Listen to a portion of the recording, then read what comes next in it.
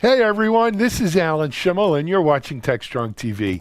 Today's September 24th and we hope you are having a great week. Week's almost over. We only got 1 week left in September.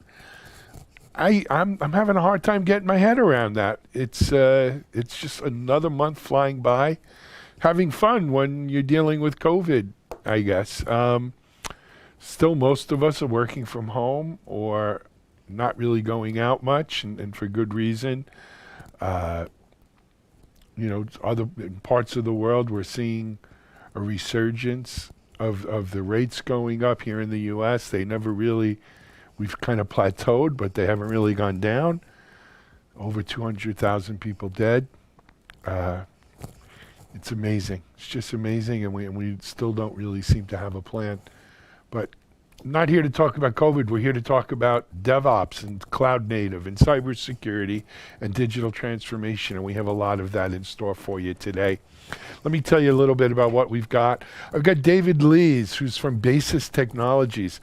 Basis is a company that's been around a while. Those in the who use SAP in the SAP world probably are pretty familiar with Basis. They're a leading player in that market. David is going to talk to us about SAP and DevOps, digital transformation. It's a great conversation. We had a roundtable earlier this week, of course, with our friends at SAP and Tricentis and Cognizant, a few others around this very subject. And, we sometimes forget how big a role SAP plays at the biggest organizations in the world. So it's a good conversation. After David, I'm really happy to have a conversation brought to you that I had with Gaurav Gupta, who is a partner at Lightspeed Ventures, but prior to that has been with Elastic and Splunk and a few others. And Gaurav is going to talk to us about, how does one go about being a VC? What is the skill set? How do you break into that? And what it's like being a VC, as well as we had a really good conversation about 3 of his present investments. One is Panther Labs, which is a sort of cloud-based SIM. One is Hasura, and one is Grafana, which we've covered here, of course, with our friend Raj Dutt a number of times on TechStrong TV. So good conversation with Gaurav. I think you're going to like it. After that, we're going to go to something old. And for something old, it's not actually too old, we're going to go back to the DevOps India Summit, which we co-produced with Zalento, just about 2 or 3 weeks ago, the beginning of September. And I did a keynote there, and it's about DevSecOps, the new normal, and kind of how the mission is changing, the attack surface is changing, and what we need to do. So we're going to be replaying my keynote from DevOps India Summit on DevSecOps. I hope you'll enjoy that. Then after that, we're actually going to have Charlene O'Hanlon, our managing editor, go over some of the news and headlines for today on our media ops sites, as well as Charlene will be doing a webinar preview for some upcoming webinars and an interview with Ryan Ellis, SVP of Product Management at Salesforce. After that, I will be back. We'll introduce Mitch over at the Analyst Corner. And Mitch has a good interview today with Alex Hidalgo, site reliability engineer, cloud influencer, and author of more than 20 publications and talks on SRE. Alex is a well-known expert in the SRE space. And Alex just joined our friends at Noble 9, Kit Merker and the team. And so Mitchell had a chance to catch up with Alex on that. Prior to that, though, Mitch is going to give a little commentary on auditing and how the data often present or generated as data exhaust can be valuable. One man's rags is another riches, right? And he'll talk to us about that. And then I'll be back to wrap things up. It's another full Thursday here on TechStrong TV. Let's take a message from a sponsor, and we'll be right back with David Lees of Basis Technologies.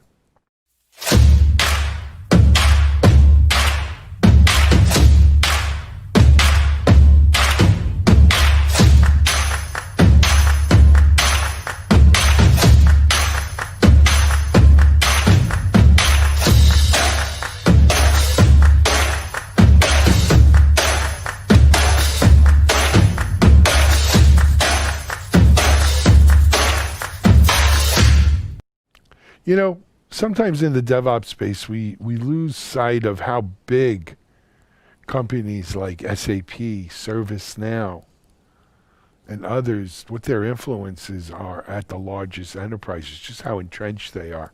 It was brought home to me earlier this week when we did a roundtable for DevOps Unbound on DevOps and SAP, and man, the amount of registrations and questions and interaction with the audience. Uh, SAP's alive and well and driving so much IT at much of the large enterprises in the world. Basis Technologies has been working in the SAP space for many, many years. We caught up with David Lees of Basis, who's going to give us an update on what's happening in the world of SAP DevOps, the digital transformation. So here's my conversation with David Lees. This is Digital Anarchist. Hey everyone, thanks for joining us on another segment here for TechStrong TV. In this segment, we are joined by David Lees. David is the CTO at Basis Technologies. And David, welcome to TechStrong TV. Thanks, Alan. Great to be here. Great to have you here. So David, I don't think we've done an interview here with Basis Technologies before, so I think we should start right there. Okay. So, go ahead. Basis is a company that's been around for about 20 years. We are a global organization that works with hundreds of customers around the world, and the thing that they all have in common is that they run SAP software. As I'm sure many of your audience do. Yep. We specialize in solutions around the application lifecycle management space. We kind of started up the whole trend in terms of the DevOps for SAP by really helping people to manage their change in a much more agile way than SAP is traditionally known for. Excellent. And of course, David, we were talking off camera before we got started. I'm doing DevOps.com 7 years, right? And when I first started, everyone said, oh, DevOps is something for startups. I don't know about large organizations. And then sure enough, not every, but most large organizations in the world started recognizing the benefits of doing things, in a DevOps fashion. And we fought this battle with, DevOps in the mainframe, DevOps on things like SAP. Well, how could something like SAP benefit, from DevOps? But of course they can. Of course they can. And I think SAP themselves has recognized it, and they've come out with a lot of DevOps-related solutions, products, services. But also companies like Basis, right, are recognizing that, hey, my customers are asking me about DevOps, but they're not going to throw away tens of millions of dollars and years of tribal knowledge that they've developed in doing things on SAP. It's just impractical. And so, they have to put a little chocolate in the peanut butter. And it's got to work together, right? So, and I would imagine, Basis this is a real specialty that the market's calling for, and Basis has a real role to fulfill here. Yeah, I think it's as relevant in the SAP world as it is elsewhere for exactly the same reasons. Customers are looking to become more agile. They want to be able to deploy in kind of just in time. Moving away from the whole annual or 6-monthly mega release delivered in a very waterfall way in order to respond to market changes, customer needs, in order to drive more efficiency within their application development and application management space, and to deliver that with quality that a business critical system like SAP mandates, to be honest. Sure. So, David, I always like to ask our guests a little bit about their own personal background because people out here are wondering, right? So, they look at David Lees, he's CTO of Basis Technologies. They've been around 20 years in the SAP space, they deal a lot. David, what's your personal background like? So I actually joined Basis only about 18 months ago, and prior to that, I spent the majority of my career on the other side of the fence. I was with Procter and Gamble, large global consumer goods company, Sure. and pretty much most of that time was connected to SAP in some shape or form, from implementations through support, upgrades, getting ready for transformation to things like S/4HANA. And it was in that role as a customer that I first came across Basis a few years ago and actually brought in one of their products into Procter and Gamble. So I kind of first had that experience as a customer of Basis before deciding to kind of make the step into to working here as CTO. Excellent. So you literally have a career in SAP that you bring to Basis, and as you said, from the other side of the fence, not as a vendor, but as a user, a consumer, customer Yeah, of SAP. and like you were saying before, I think many of the customers of SAP that have been running with SAP software for now tens, if not 20 plus years, have developed the knowledge, they've developed their solutions and their processes exactly how they like them, but that's come with massive investment in custom code, custom solutions, investment in the way they're managing those developments, those projects, and maintaining them on a going basis. And so I lived through firsthand this whole life cycle, let's say, plus the last few years where the old way of managing things was simply not going to be the right way to continue to manage in the future, because at the end of the day, while the rest of the architecture around SAP is evolving at a much faster rate, you can't kind of retain the kind of the bottleneck image that SAP has, and you have to find a way of breaking that bottleneck and being able to move at a similar pace to the other elements in the architecture. It's not as easy as saying, okay, well, let's just not touch the back end and keep that totally frozen.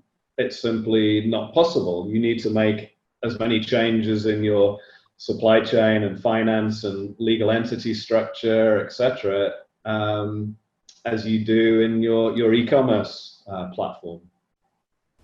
Fair enough. Excellent. I again, the parallels to what we saw in the mainframe space is also that, but I think there's something else you got to remember. People don't use SAP just because of their prior investment or just because it's what they've done before, right? Organizations of a certain size use SAP because it offers real advantages and allows you to do things in such a way that you can't have or you can't get with just about any other solution out there.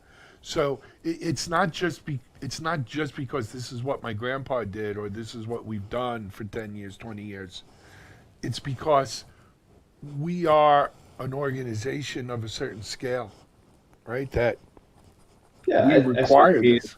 yeah, I think they're a market leader for a reason, For reasons, and that's because they have the products that, like you say, run some of the largest enterprises in the world, many of the Fortune 500 or FTSE 100 or what have you.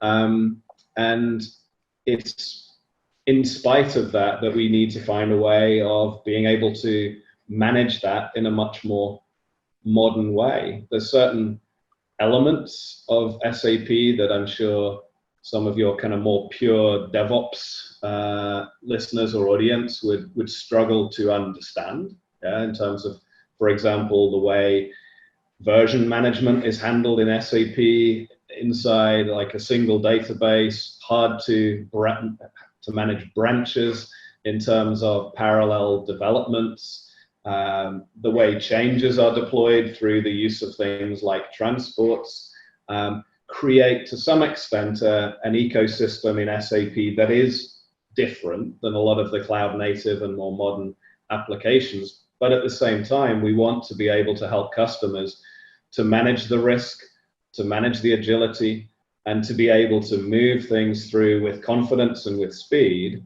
in keeping their changes across their architecture orchestrated in a controlled way.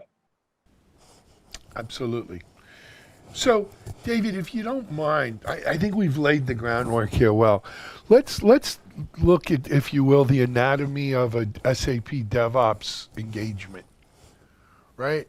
We spoke about, maybe it's an existing SAP customer who, right, doing that big yearly release or twice a year release is not going to cut it anymore. They need to be more agile, nimble agile, not necessarily agile software development, though that too.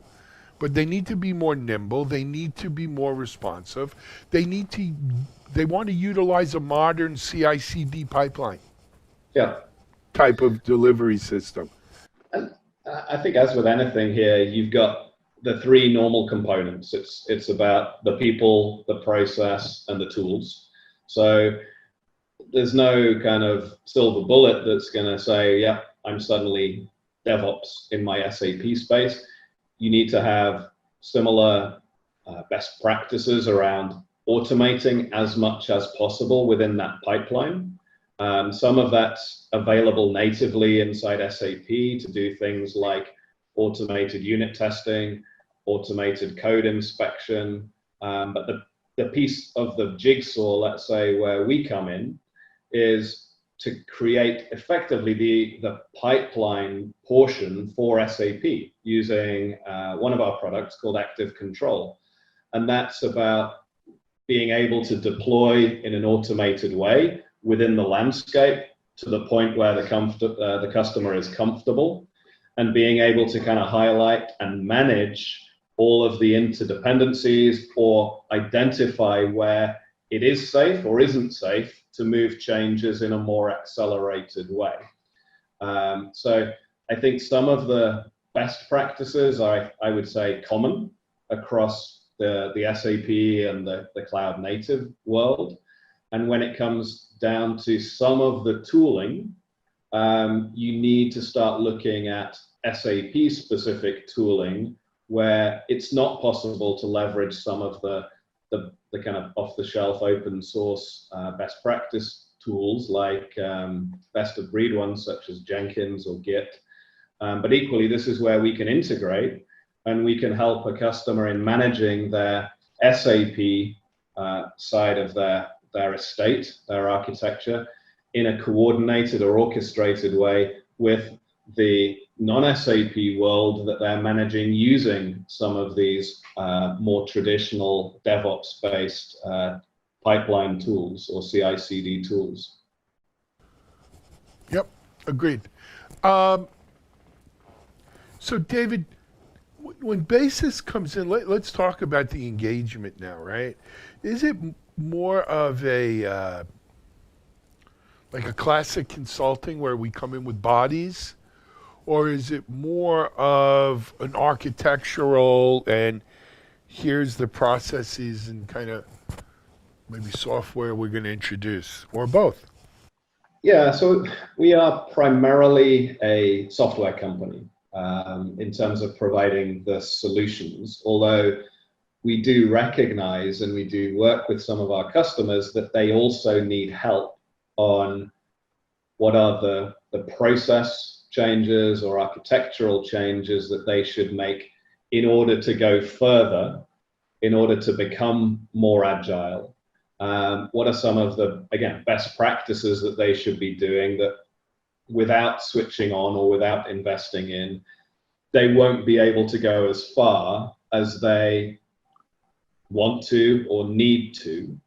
So whilst we are today primarily a software company and we will come in to help our customers activate those solutions and deploy them, we are starting to kind of branch out a little bit more into the consulting side to help customers on that journey, to define what that journey looks like for them based on where they are today and based on where they want to get to. Fair enough. So I gotta kind of ask it only because you have to in these days. How's COVID affected all of this? I think we're affected to some extent, like many companies. However, we are to a certain extent well insulated. We have a subscription-based model, so the companies that tend to deploy our solutions continue with those solutions. We have an incredibly high renewal rate, which we're very proud of, and that gives us a very strong cash flow and a very strong platform in which we can continue to invest in new products and solutions, as well as to continue to invest in identifying and adding new customers. I think to some extent there is some of the pursuits, some of our prospects have been impacted by budget restrictions, but I think at the same time, COVID is accelerating significantly the pace at which companies realize they need to transform. So I think it's probably as much as one side kind of slowdown and budget restrictions as it is kind of companies coming in saying we have to modernize, we have to change the way we're doing things, and we need our SAP application development to be as flexible as we have elsewhere in our organization. Agreed. I kind of suspected that, but I wanted to kind of confirm it with you. Yeah, on the one hand, it definitely, everyone working remote and everything that went on, you could see it slowing down, but on the other hand, it becomes very much a catalyst for transformation, right? There's no waiting for tomorrow. We got to do this now, and so it happens in there. What about working remote though, David? I mean, you're obviously in your home office right now. I am. I was always kind of set up in a home office in kind of gig here at basis. So I'm based in Spain, whereas the headquarters is in London. So even pre-COVID, I was kind of used to working a few weeks from home and then going into the office for a week or so every month. Now it's just all at home for the foreseeable future. We've had to adapt development teams that used to be very used to kind of working together, whiteboards and daily stand-ups and that sort of thing, have found ways of doing that remotely, like everyone else has had to do. And yeah, I think we're all getting used to a very interesting new world, and I would be very surprised if we go back to exactly how it was previously. I don't disagree with you. But the good news is, you know what? You're still able to do your work. Stuff gets done. And could be worse, as they say. Hey, we're about out of time, but I wanted to mention one other subject. You guys are doing a webinar here on DevOps.com. It's probably about a month from now, maybe a little even more than a month from now. It's on SAP and DevOps. I'm not going to put you on the spot here and spill the whole beans, but who should be, talk to us about it. I think the intended audience for that is people who are traditionally on the DevOps side of the fence, who've grown up outside of SAP, who need to or are realizing that SAP should become part of what they are including in their plans and in their strategies.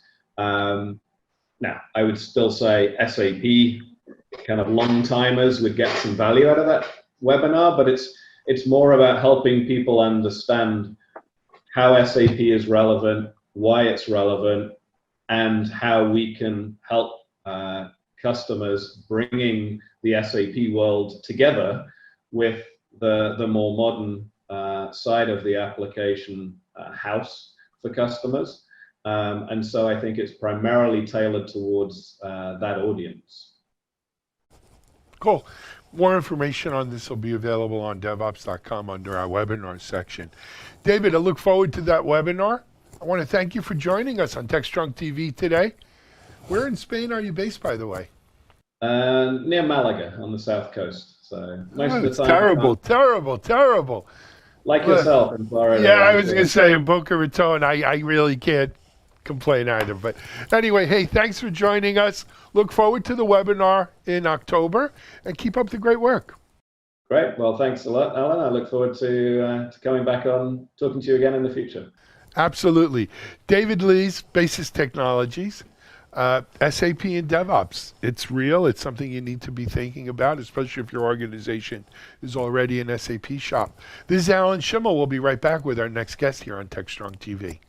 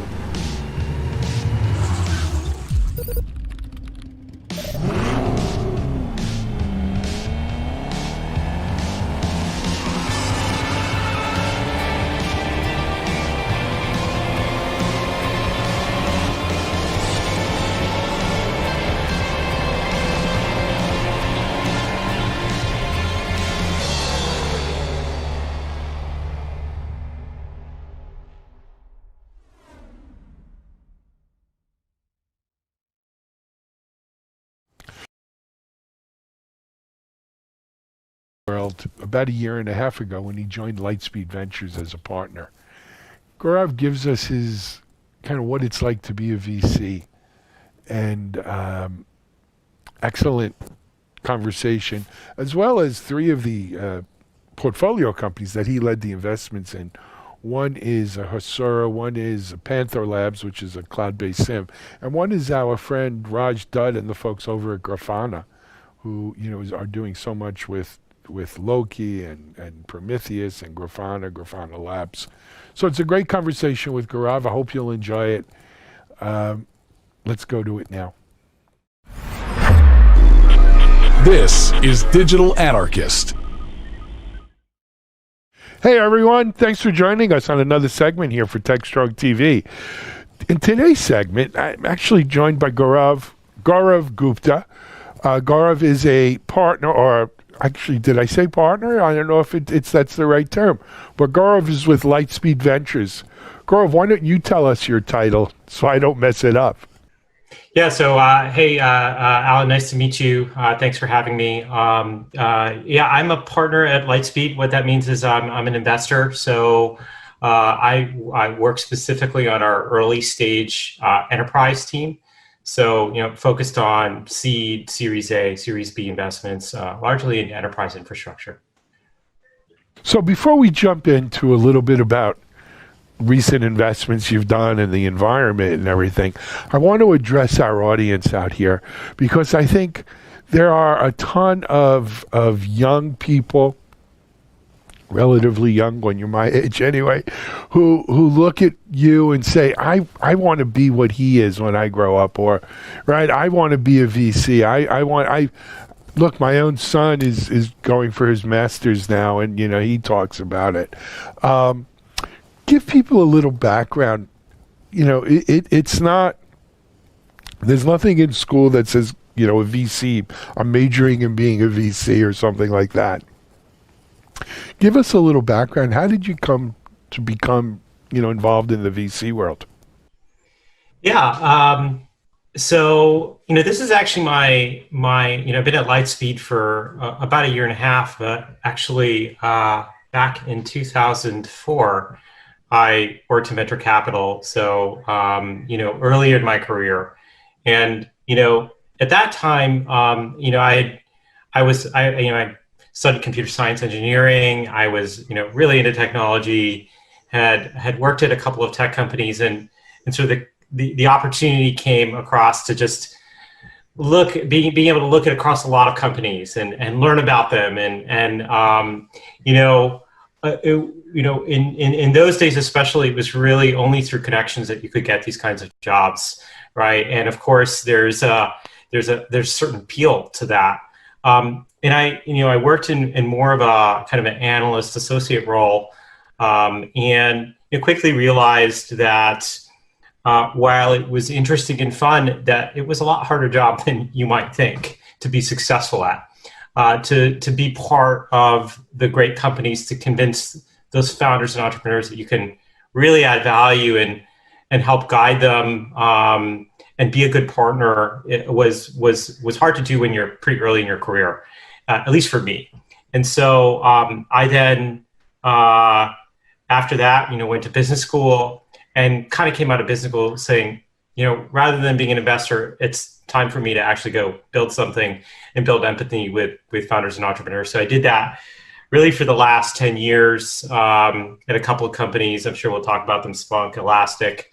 And then it was after that I was doing some of my own advising and angel investing, was taking some time off, and realized actually it's the right time in my career to sort of jump back into venture capital. And it was a time where I had decided that I wanted to spend time with not just one company, with multiple companies, but that I could also be of real help, given my prior operating experience. So that's how I ended up in there. And basically over the last 10 years, have been interacting with VCs and investors and entrepreneurs, right? And so you sometimes you're helping them with diligence. Sometimes they're interested in talking to you as an expert, but that really kind of gave me a view of the world, and also probably some of the contacts to sort of land this gig here at Lightspeed.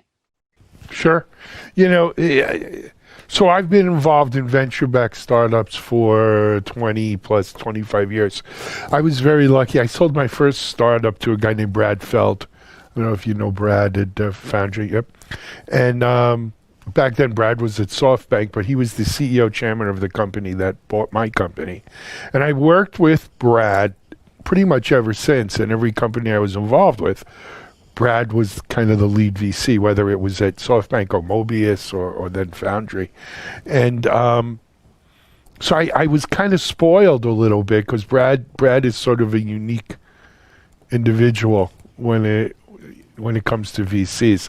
But my experience with VCs is, you get kind of young guys who like pretty much, I imagine what you were in 2004, where the kind of deals you're chasing fall into two camps.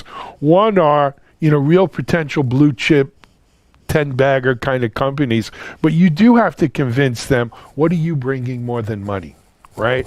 It's not just writing a check. What are you going to do for us to, succeed and fulfill our dreams and hopes and wishes here, to trust you with our baby? The other people you pursue are people who are just desperate for money and will grab any money they can. But oftentimes, those are, companies that maybe have a less of a likelihood of success. Maybe their founding team's less experienced or less talented, skilled, what have you, or the idea is not as mature, or whatever. So it's kind of that ultimate catch-22. How can I get the experience without getting experience? And it does. I think you have to walk a mile in the shoes of an entrepreneur, of living that life, right on the other side of the table, so to speak. And I think that's something that Brad never lost, right, having started as an entrepreneur, and he still considers himself one. And I think it's important. And there's so many of our audience out here. These are talented, skilled people who want to start companies, who want to raise money, who want to, found companies, and they don't. It sometimes amazes me the immaturity or the lack of knowledge, experience in what it really takes to be a VC and what it really takes to start and found a company, to raise money and ultimately, be successful. So more power to you, man. I will say, a lot of what I found helpful, really being an investor is about, you have to really build trust with with the founders and executives that you're working with. You're potentially going to be on their board. You're going to be guiding them to make decisions. So that trust building exercise is a lot easier when you have a little bit of empathy for what they've gone through. But I will say, in joining a VC firm, you also have the trust with your partners. And for example, at Lightspeed, I first met the partners in 2008. So it's really, and kind of meeting them on a consistent basis year over year, getting to know them getting to know me through ups and downs. A lot of these jobs are like that, where, they are 10-year interview processes effectively. And so, I believe in taking time to make some of these important decisions. So. Agreed. And I don't think there's a substitute for time either. There's no shortcut there. Anyway, you mentioned you were at Splunk, you were at Elastic, computer science background. I mean, certainly having that sort of experience and background doesn't hurt, as they say, with what you're doing. You've been almost a year and a half at Lightspeed, and you've been involved in about 3 deals so far, correct? If you don't mind, tell us a little bit about them. Yeah, so my first investment's investment it's one that I'm in love with. Of course, it was a technology that I was familiar with from my past. It's a company called Grafana. So Grafana Labs is the company. Grafana is sort of the most popular open source project that they are kind of the steward of. It's a open source kind of user interface for metrics and monitoring, sort of the broader category people are calling observability. In addition to Grafana, there are a couple of other projects there that they are heavily involved with. One of them is called Prometheus, which is sort of an underlying time series database. Cortex, which goes along with Prometheus, allows it to scale, and then Loki is a logging project. And so, really, the vision for Grafana is to bring together all the various pillars of observability, and come together with like kind of an open and composable observability stack. So really being that open source provider. And so led the Series A investment in that company. Although I would say the company, really has been actually around for the last 4 or 5 years and didn't raise a lot of money. Kind of grew organically. But when they saw themselves scaling pretty quickly, they decided to take venture capital to scale even faster. So that. Yeah. Now, as we were talking off camera, we're lucky enough. We had Raj Dutt on, I think, twice in the last month, talking about Grafana. And look, the whole observability space is just on fire right now, right? And it's driven. A lot of it's driven with open source, where even companies like New Relic, public company, right, is coming, it's calling what they're doing now observability, and they're looking to work with open telemetry and Prometheus and a lot of these open source projects now, right, riding the back of that. And Grafana's right in the mix of it. Raj seems like he has it down. If I'm not mistaken, from what he had told us, he's the CEO. His co-founder actually started the Grafana project, and that was years ago, right? Yeah. I mean, significantly that was back before. in 2014 or 15. So actually, there's some interesting history there. The Grafana project is it's technically a fork of the Kibana project, which is a project at Elastic. And actually, it was very friendly. The Kibana project was was going more in terms of sort of the direction of logging, and was joining Elastic, the company at the time. And Torkel, who's based in Sweden, wanted to take kind of a different approach and sort of focus more on metrics. And so there was no conflict or anything. And actually today, I don't think there's any code that's shared between Grafana and Kibana, but there is that shared history. And so, of course, it was, I was always aware of sort of what was going on with Grafana, being an Elastic, and, track the company, and had been really impressed with raising almost no money and become what I would say is probably the ubiquitous user interface for kind of observability, at least on the open source side. And, what's really, I'd say, unique about the strategy is that, unlike many of the other observability vendors, they're not trying to be everything to everyone, right? They're not saying, hey, you should use us for everything. We're the best at everything. What they're saying is that, look, we're a layer on top that can tie together a set of best-of-breed solutions, right? And I think that's really unique. And so you can use Grafana with Prometheus for metrics, but you could use it with Splunk or Elastic for logging if you want, or you could use their logging offering, which is Loki. So there is this, I think, what I think is the future, which is like more and more folks want flexible modular systems that no lock them into. Right. You don't want to be locked in. And that's, that's the arm in arm with the whole open source model, right? Is you shouldn't be locked in. And I the little things you find out when you do these interviews, right? Go figure. But then I remembered he had mentioned his partner. Anyway, great company, Grafana, big stuff happening with them, and we look forward to it. So it sounds like you got one winner already. Talk to us about the other two. Yeah, sure. So the second one I'll talk to you about is a company called Hasura, Hasura. Led the Series B investment in that company. And really the origin of that investment, maybe I'll just tell you a little bit about the investment thesis. So is that for the last year after joining, sort of Lightspeed, I became fascinated by a kind of a movement that's been coined called Jamstack, JavaScript APIs and markup. Really this idea that, applications can be sitting out in the edge. Maybe the code is stored in GitHub, everything about it. We move it to the edge. Things are faster and more secure.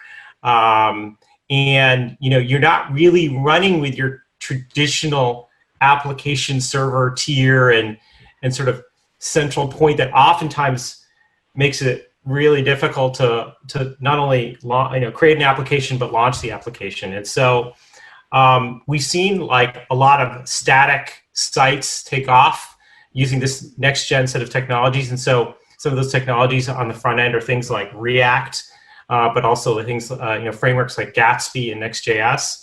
And, to me, it became more and more clear that this is the future. There are just so many advantages. It's much easier to build applications. There's performance advantages, there's security advantages, et cetera. Now, there are a number of companies playing here, but really, I believe that this technology will move into the traditional enterprises eventually. But in order to do that, a lot of these enterprises are not just building static websites or content-related applications. They're building dynamic applications, and in order to build those dynamic applications, they have to integrate with the data that these companies have. And most of the data that these companies have is locked up in relational databases, whether it's Postgres or MySQL or Oracle. And so what Hasura does is it provides an interface between these traditional databases, and it exposes a GraphQL interface. And GraphQL is, kind of think of it as a next-gen way for applications to talk to data, right? And more traditionally, what you'd have to do is build a REST API layer, right, to do that. And Hasura sort of leverages kind of the next-gen technology, which is GraphQL, which is more efficient in a variety of ways, but then also helps with things like security and caching and rate limiting and governance, things that people still need if they're going to have front-end mobile apps or web apps talk to underlying databases. And so it's an open source project that's got a lot of traction, really, really large community, people who are very enthusiastic. And so that was part of the bet. And then they recently started monetizing with selling to large enterprise customers, companies like United Healthcare, Philips, et cetera. With they have a on-prem enterprise offering and then also a cloud offering. Excellent. Good stuff. Good stuff there. And we'll do the third. Yeah, sure. So the third is a company called Panther. So it's Panther Labs is the formal name. The URL is runpanther.io in case you're interested in checking it out. And so this is a company in the security space. And actually, I guess I tried to stay not stray too far from kind of things I know and things I feel strongly and deeply about. So, I'd seen multiple disruptions of an area of security called SIEM, Security Information and Event Management. It's this area of security where you're collecting all the telemetry from all your different security devices into one place. So 20 years in security. I know all about it. You know all about it, right? So this area has gotten disrupted it's been around for a while, but it's gotten disrupted, and probably the most recent disruptor was Splunk, the company I was at. And one of the things they did is they realized the volume of data was increasing, the kinds of queries you needed to do on the data, and they introduced a different architecture than what a lot of the existing vendors had before, and managed to now they're a leader in the Magic Quadrant when before they weren't even playing in that market. And so I see a similar pattern here with Panther. What's happened sort of in the security space is actually the volumes of data have grown exponentially, and there's more and more of a need to collect everything. On top of that, security groups and security practitioners, it's no more longer just about being a checkbox on a CISO's list. They deeply care about actually doing threat detection, right? And finding these guys, because if there is a breach, it can cost a company millions of dollars in their reputation. And so, you're also seeing security practitioners become more technical, right? And so a lot of times you have developers becoming security people, or security people, learning languages like Python, for example. And so Panther's really a product that I think it represents sort of the next gen SIEM, right? It's built for the cloud. It's built entirely using serverless technology. It uses things like Snowflake and S3 as its backend storage mechanism, so it can really scale without too many people in operations. It's also extremely developer friendly, so it supports you can build detections and things using Python. It supports SQL to query the data, so you don't have to learn any custom languages. And then it just works out of the box. It's really designed for public cloud environments like AWS or GCP or Azure, and so it can collect telemetry and kind of bootstrap your environment for those cloud environments very quickly. And so I've been in this industry for a while, and this sort of is like the product I feel like the world needs in the future. And so that was the reason behind the Series A investment there. Excellent. Last week I had a chance to interview Christian. I think it's Christian Beadle. Christian's the co-founder, CTO at Sumo Logic. And they of course went public last week, and we interviewed them the day of their IPO. What was interesting, and we talked about it, and I've known this, is that the founding team at Sumo Logic was very much the founding team at ArcSight, right? And these are the folks who maybe the first or second generation of SIEM. I always thought they got bought directly by HP, but Christian reminded me they had actually gone public for about a year or two before HP bought them. But then when they did Sumo, it was interesting because they didn't set out to be a quote-unquote security company, right? It was more doing things doing things better than they did at ArcSight, but not just for security. I remember Splunk, when they were better known for the cool things they said on their black T-shirts than the product itself, if you remember back in those days, right? And again, it wasn't all about security for Splunk. It was about collecting data, right? Being just the ability to be able to collect all this different kind of data. Same thing with Sumo.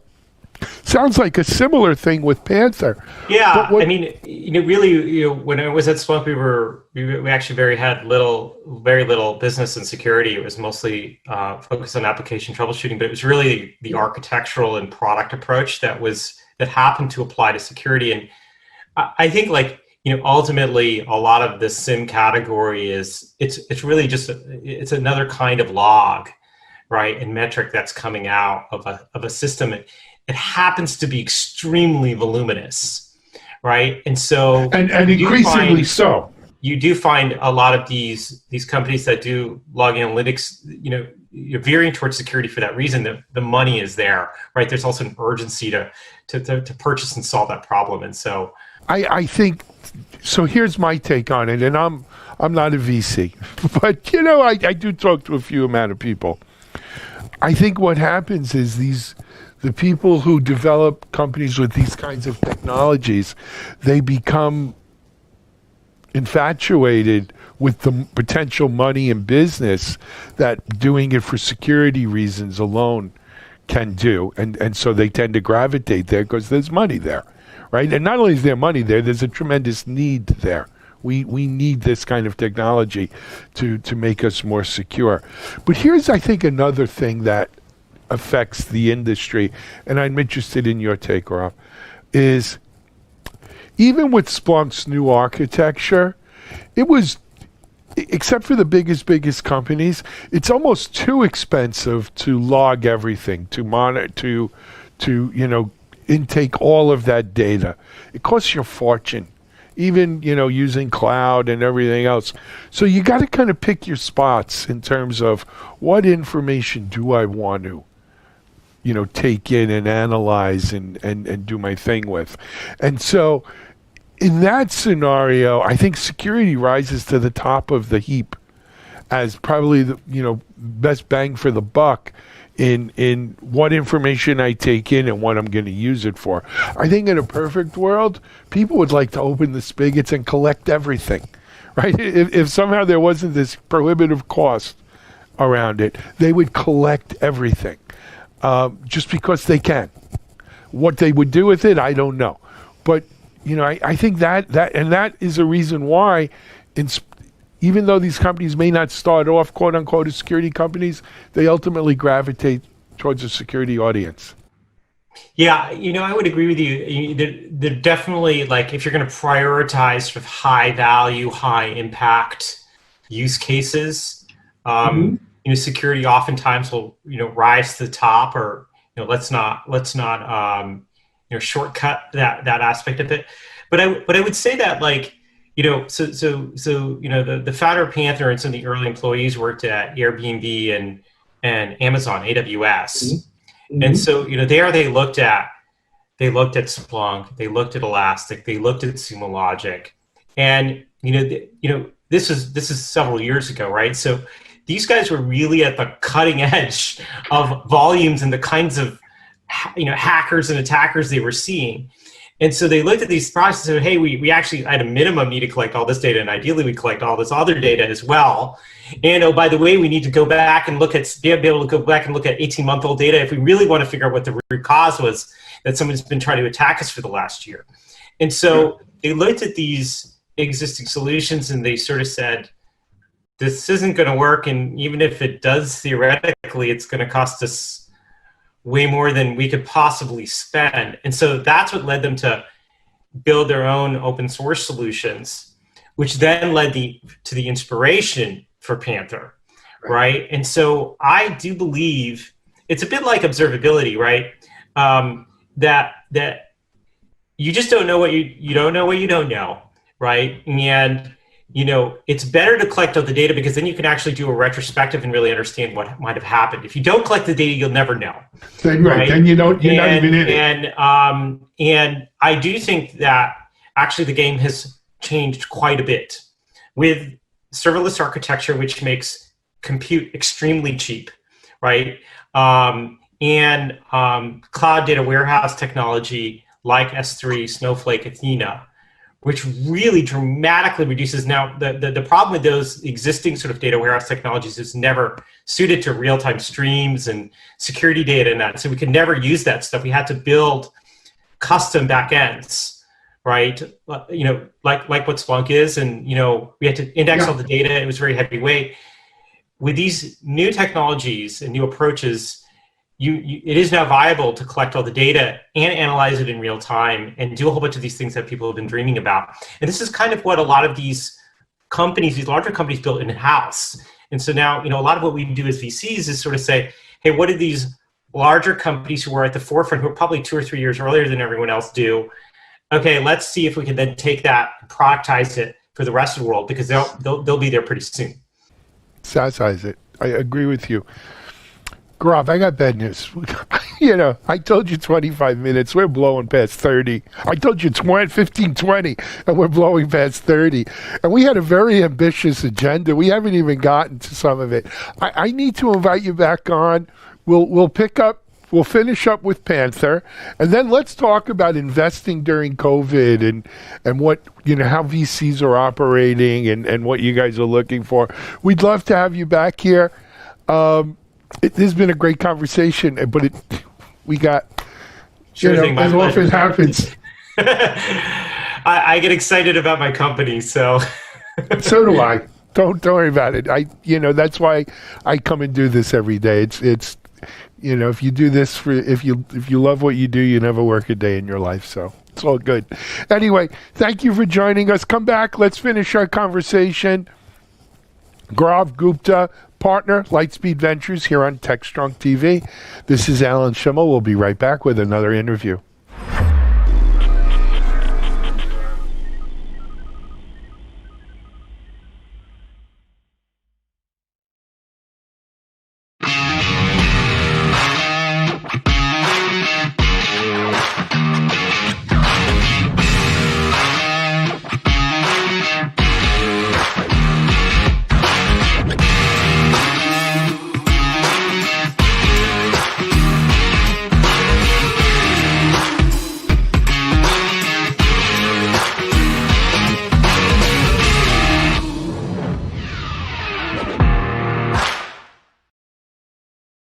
Up next is our something old today. It's really not that old. It's just from the recent DevOps India Summit that we co-produced with the folks at the Learn Show. I keynoted there, and I spoke around DevSecOps, the new normal, how things have changed and what, how the mission and attack surfaces and tools we're using are changing in DevSecOps because of how COVID's changed the game. This is my discussion on that. I hope you'll enjoy it. So this is Alan Schimmel at DevOps India Summit on DevSecOps, the new normal.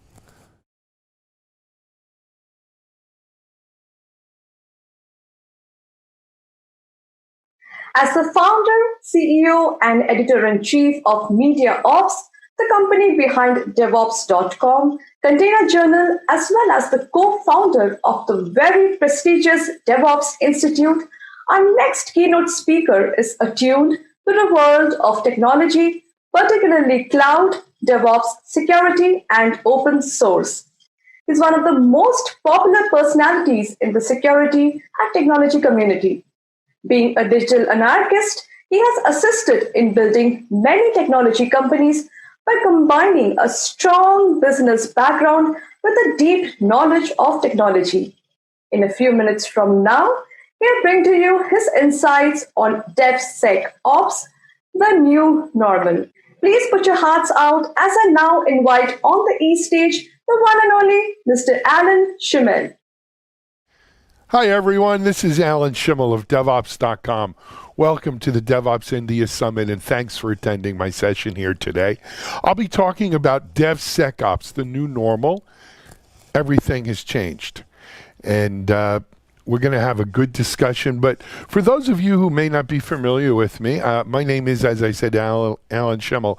I'm the editor-in-chief for DevOps.com, Security Boulevard, Container Journal, and these are all part of MediaOps, the company I founded about 7 years ago, and which I'm CEO of.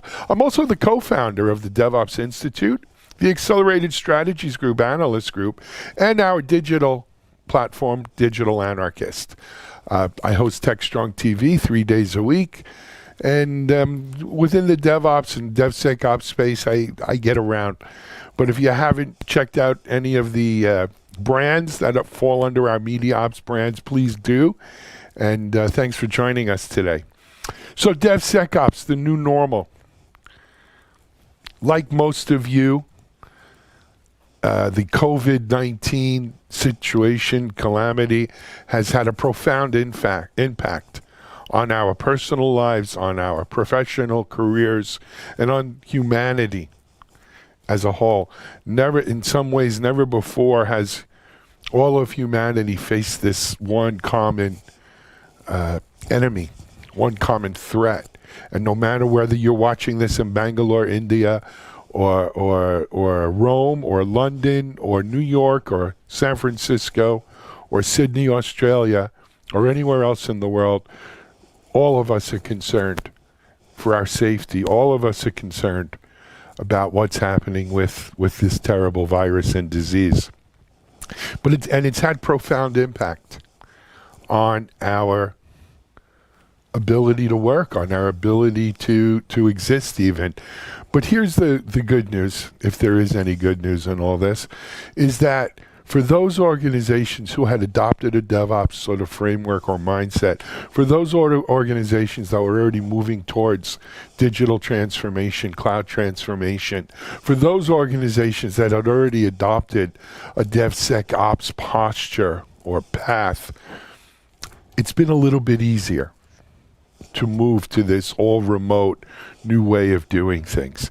In fact, some companies that we work with have thrived while going all remote, continuing to accelerate their pace of transformation, to deploy safely with better quality, faster. And I think it's within reach of every organization to do that if they adopt sound DevOps principles, including DevSecOps. But I also think that what we do in DevSecOps, how we do it, what the mission is, has fundamentally changed. As the slide says, everything is different now. But not only is it different now, I've been in technology 30 plus years. I've never seen technology go backwards, and I don't think it's going to go backwards this time. Whenever this new normal is or emerges, whenever it emerges and whatever it is, I know that it's going to be here to stay, and we will go forward from there. We're not going to go back to the way things were in January or early February of 2020. We will go forward always. It's almost like as if time only goes in one direction, so does technology. So everything is different now, and we will not be going back. What does it mean for our future? Well, I don't know how many of you are watching this from your home.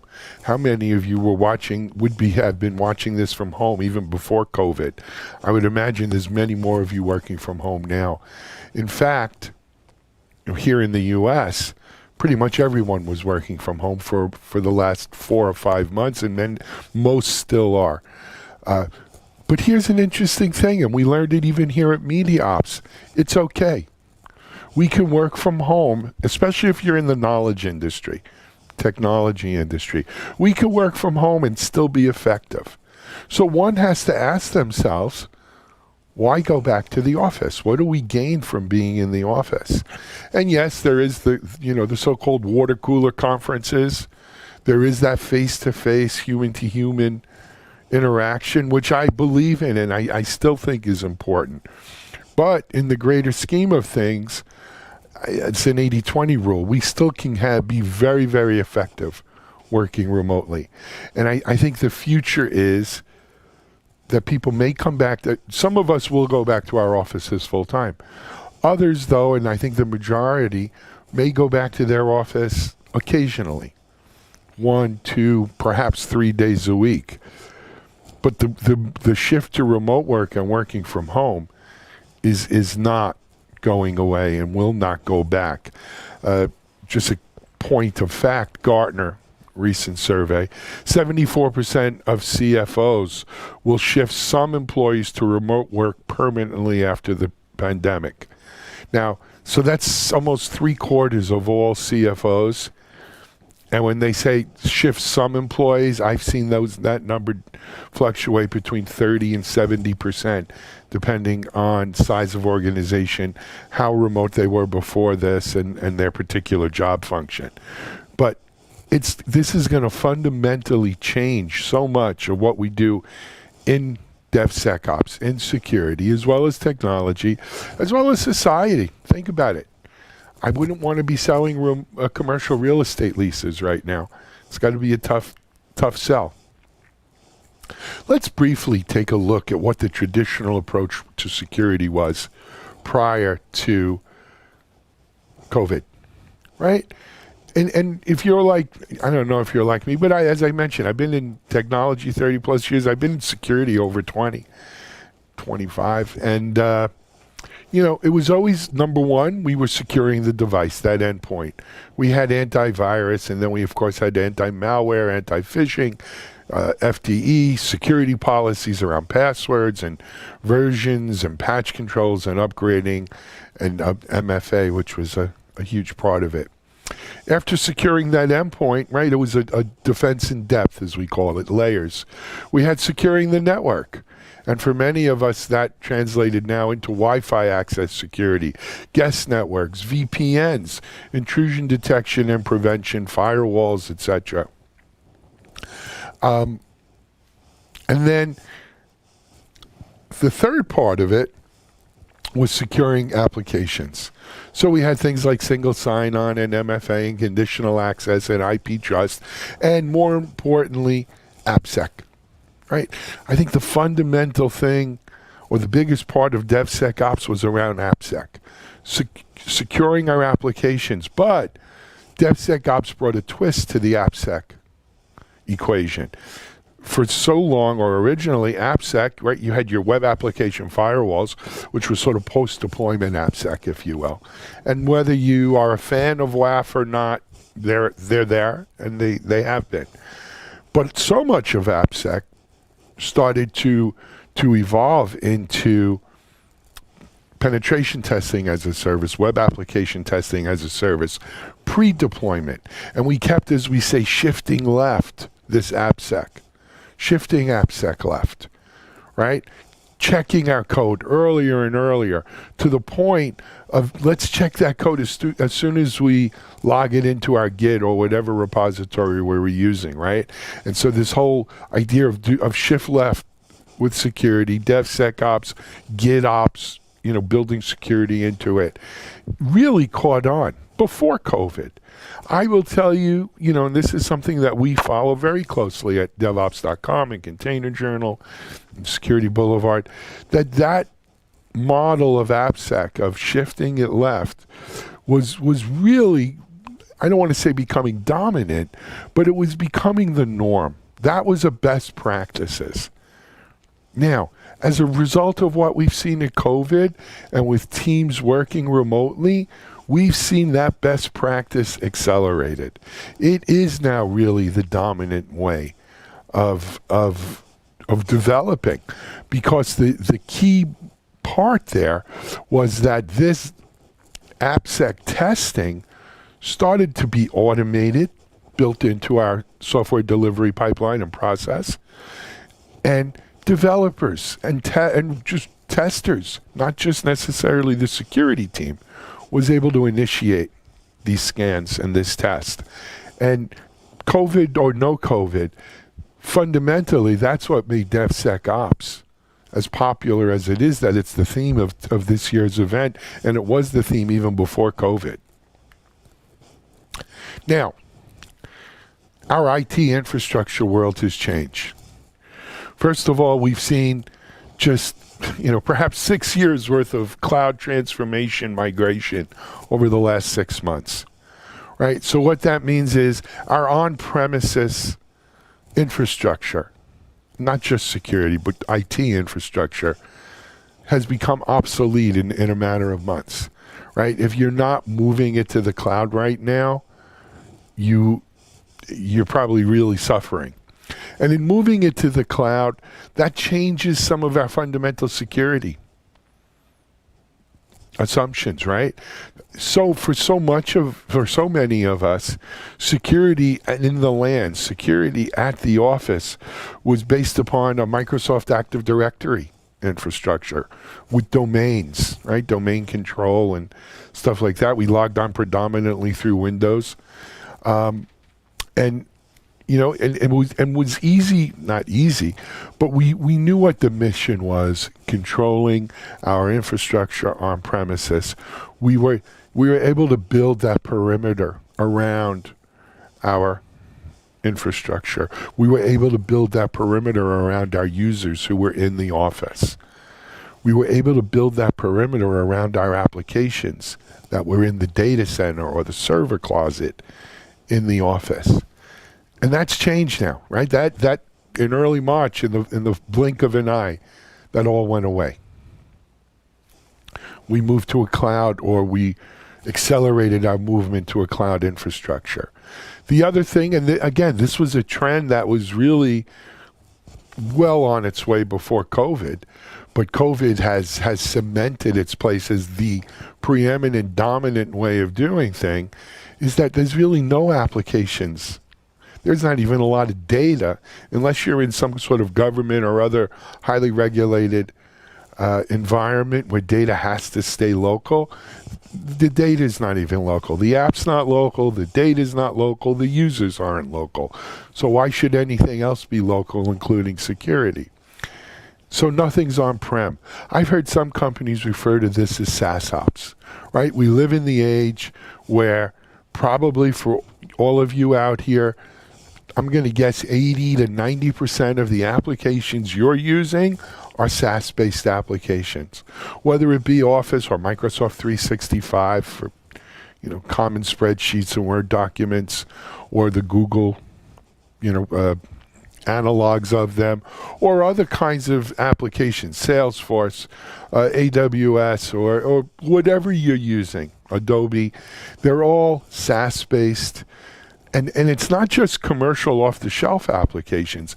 Even the internal applications that we're developing at our enterprises are all now being hosted in the cloud for the most part. Now, an exception to this is mainframe. If you're working in a large financial institution, a large healthcare, perhaps a large government agency, you may still have your big iron, your IBM Z machine, and those, of course, aren't in the cloud. They're at the data center. But even there, we've seen such a transition of the integration between a cloud front end and that mainframe back end that you don't even know when you're on one versus the other as a user, right? And the security built into it is, look, the mainframe's always been the most secure infrastructure out there. So, and nothing is on-prem. We live in a SaaS ops world. And what does that mean? What does that mean for security, for DevSecOps? I'm going to get to that in a moment. At the same time, we fundamentally, even in DevSecOps, had the concept of a perimeter, right? We could build a perimeter. We used to have a perimeter around the LAN, and that kind of went away. And many of us moved to what we call micro perimeters, right? I could build a perimeter around my user or around a group, or I can conversely not build the perimeter around a person, build the perimeter around my application, or maybe I build my perimeter around my data. But never, there was always a perimeter that connotated us, them. We could use a zero trust methodology, right? But there were people inside the perimeter and then outside the perimeter. And that was a fundamental concept in our security. Well, with COVID and what we've seen and the amount of different devices and users logging on, and and how they're logging on, where they're logging on, and the need to make work get done, we've seen the perimeter just literally vanish. It's been vanishing, but we've seen it literally vanish below, right in front of our eyes. So this fundamental change, like everything else we see, it's created winners and losers in our DevSecOps landscape. And I wanted to spend the rest of my time right now talking about who some of these winners and losers are. So let's first look at the winners, right? And there are some real winners here. And you know, when I say winners, I think they're going to be rewarded financially in the market, but there are also technologies that you need to make sure you're on top of, that you're bringing these into your organization, especially, as I say, if you are part of that cloud transformation DevOps movement and within the organization, and you have some responsibility for security, you need to be thinking about this.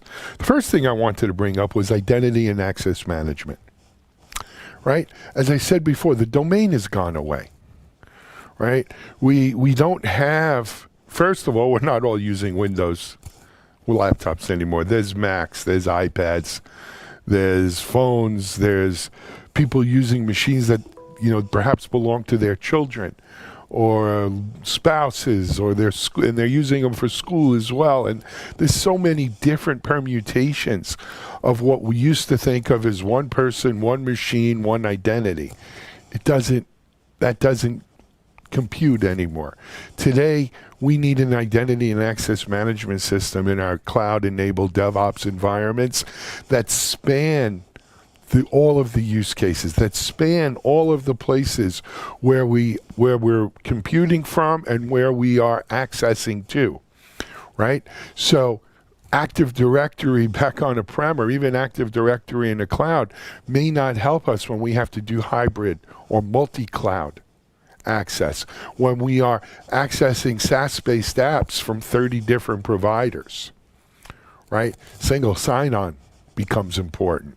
The idea of and we've seen this now with, I've seen several vendors who do it, almost like a proxy where you have your identity here stored, you know, in the front end of that proxy, and then the proxy itself is on the back end, reaching out to all of the separate places where your identity has to come into play to give you access, what level of access you're getting, how you're getting access, right? All of this is tied into this next gen, the new normal identity and access management.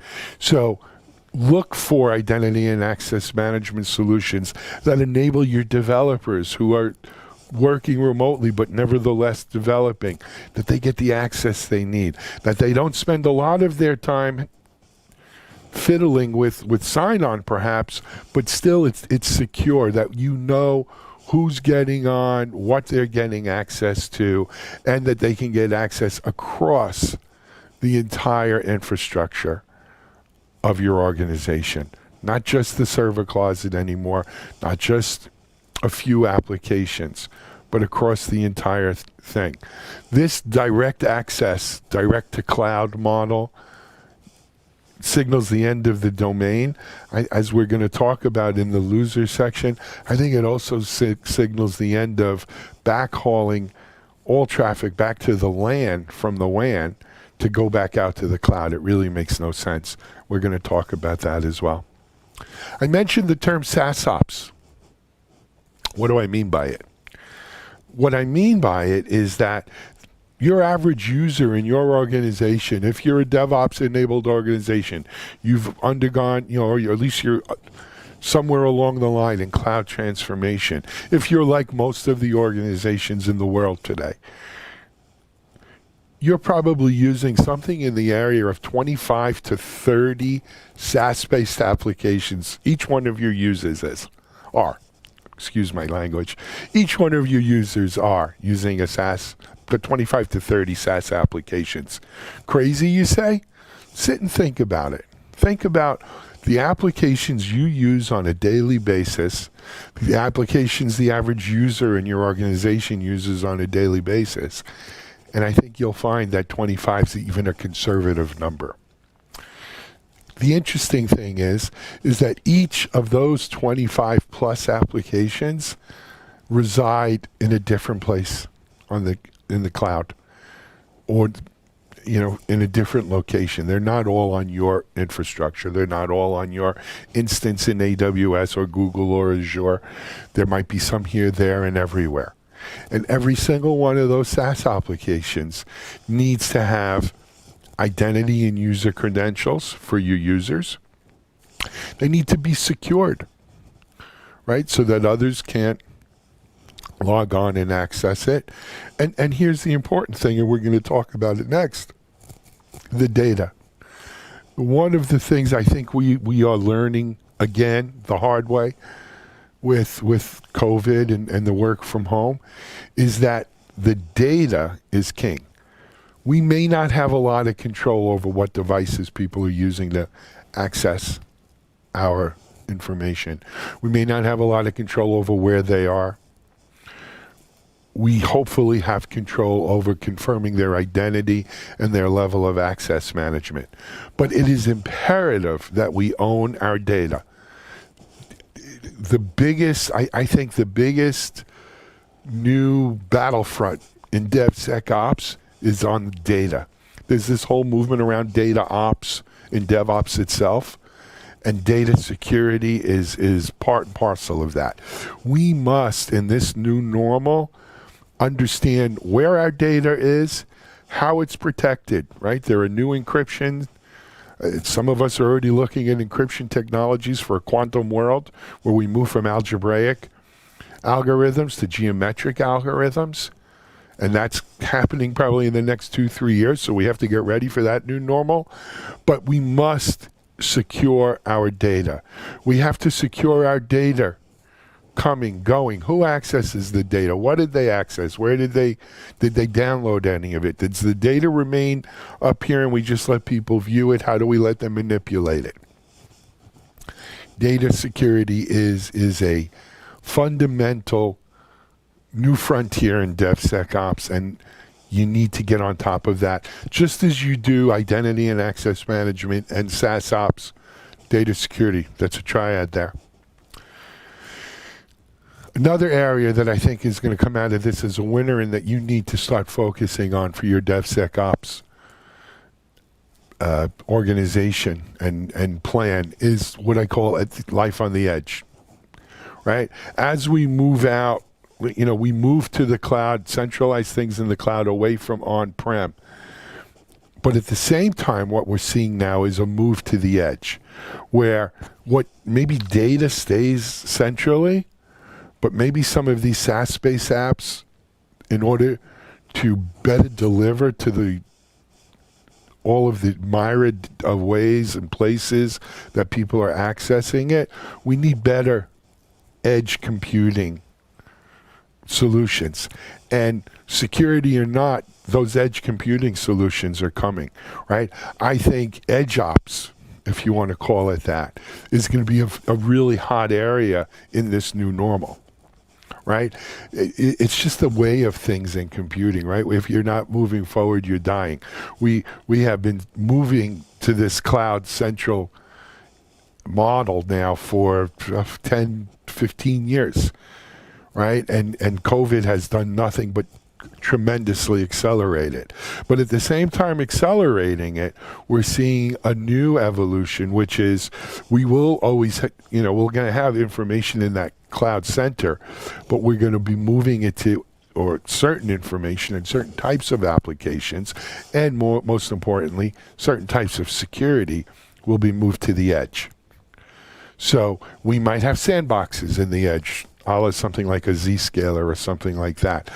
There are several great companies that are doing great stuff around the edge.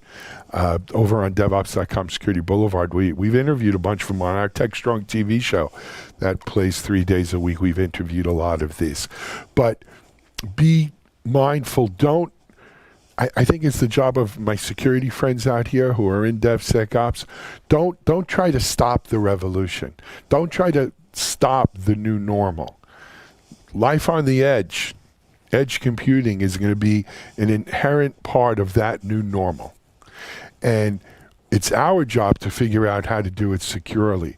And so that's part of the new DevSecOps mantra. That's part of the new DevSecOps mission, right? And if you haven't already guessed it from what you've heard me talk about, I think DevSecOps, the mission of DevSecOps, is undergoing a tremendous change as a result of COVID.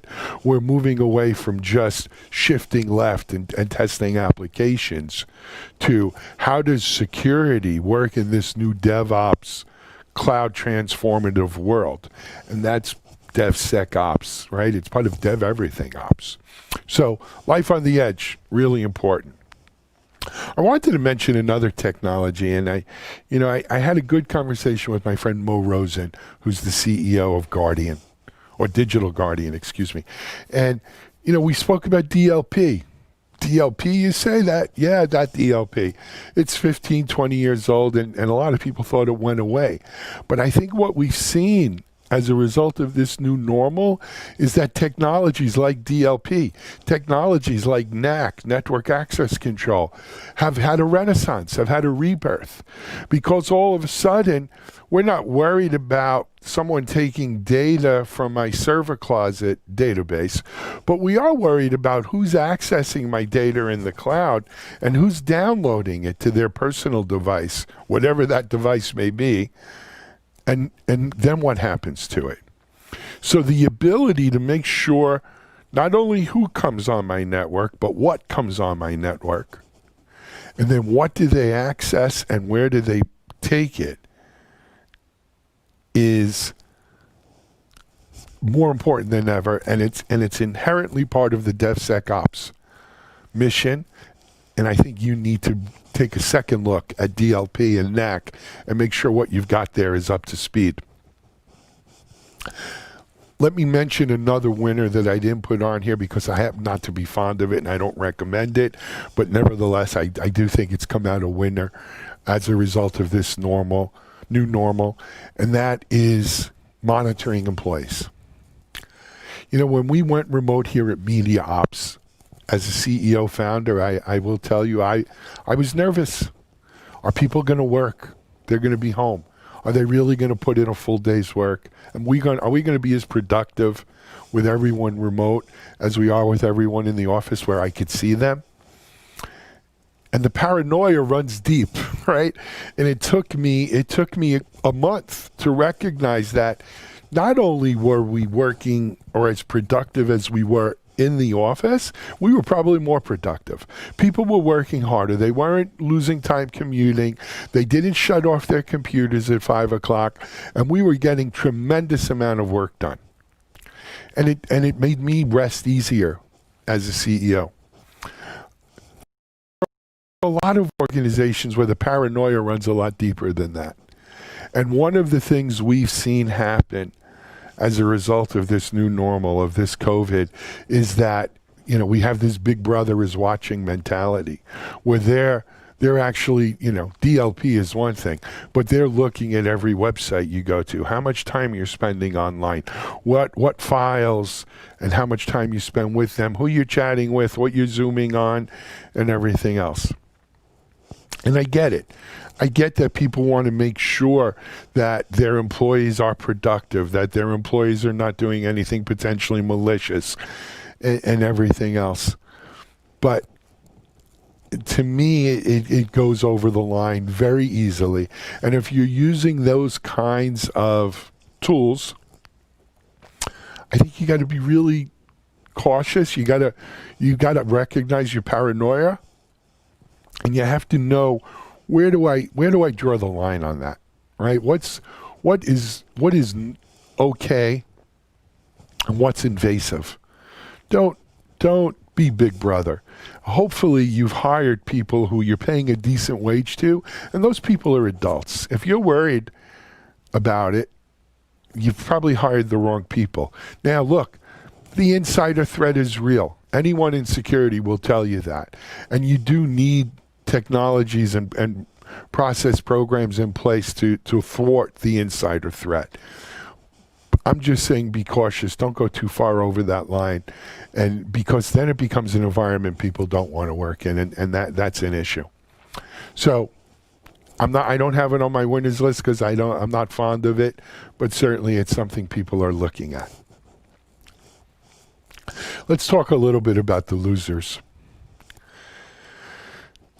And when I say losers, I guess it's relative, right? I said in the beginning of my talk today, I think selling commercial real estate or leasing commercial real estate is a loser in this new normal. But here are some of the others. VPN. I know what you might be saying.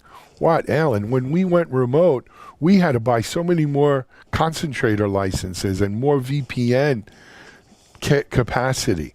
Well, you had to do that because that's what you were on before when this stuff happened, and that's the only way you know. But I think when we arrive at this new normal, and you start thinking to yourself, what sense does it make for someone who's remote to tunnel in to the office LAN, to then tunnel back out to the cloud, access applications, access data, tunnel that back into the office, to tunnel back out to their remote location?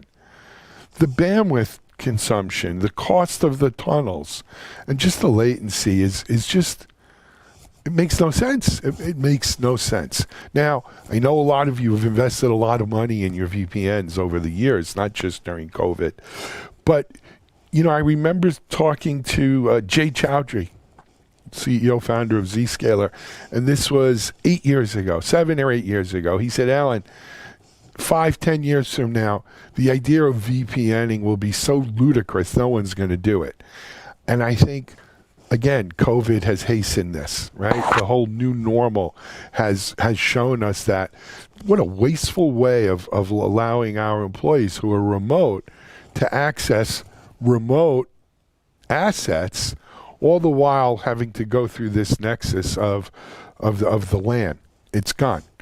And so I would not be investing much in VPN. Once we were past that initial crisis point here, I think people start looking for direct-to-cloud access secure solutions. And that's tied into identity access management and proxies and so forth. Another area that I think is just done, and that's the traditional perimeter security. I think it's been dying a slow death for many years. But the idea of putting, a big firewall at your LAN or some, huge couple $100,000 box that's looking for, low and slow attacks and so forth, when no one's in the LAN there for them to attack and there aren't many assets there for them to attack, is just and I made my living in perimeter security for many years, but what a waste of money at this point of the game. We talk about DevSecOps. I think DevSecOps is almost the exact opposite of the perimeter security, right? DevSecOps mission is to go where the apps are, to go where the data is, to go where the modern software factory lives. And it's not about a perimeter. It's not even about a micro perimeter, because we have zero control over the endpoints that people are using to access today. And we were losing control for a long time, but again, COVID has just sealed this. We have people using their daughters' computers that they use for school to access stuff online. We have people using their spouses' computers or dual-use computers, or some machines they took from an office, maybe not. But it has signaled the end of the endpoint as we know it. And so traditional endpoint security, which was, putting it used to be antivirus, and then it became this endpoint bloated suite, which I haven't been a fan of for many years, it has just gone over and over time. right? There's really this COVID thing has shown us that investing more money in traditional endpoint security is probably as useless as investing more money in perimeter security. There's a new normal. There's a new way we have to do things. COVID has accelerated it, and it's a DevSecOps future. By the same token, I mentioned it earlier, the whole idea of managing our users around domains using Active Directory or, the similar kind of technology. I think the future's domainless. My friends at Jump Cloud talk about this a lot, and it makes a lot of sense. I wouldn't be investing a lot of money in that kind of technology anymore. And then, of course, so many of us have invested so much money in our internal data center security, whether we're talking about host-based intrusion detection, even physical security and everything else. That's done, right? DevSecOps is the future. We need to be investing in security in the cloud, security in the identity of our users, security in our data. Those are the places where we need to invest our money. That's where DevSecOps is going. And if you don't, you can join now or pay the price later, but that's where you have to go. That's it. I appreciate you taking the time to sit in with me today. I'd love to talk to anyone more about these particular issues. I have other ideas, but in 30 minutes, there's only so far we can get into things. But thank you. Thanks to Niladri Chuduri and the Zalento people for putting on DevOps India Summit. I hope one day to be able to come to Bangalore and see you there in person at a future DevOps Enterprise Summit. But until then, this is Alan Schimmel for DevOps.com, Media Ops, Security Boulevard, and all the rest. Wishing you well, safety, health, and be strong, tech strong. Bye-bye.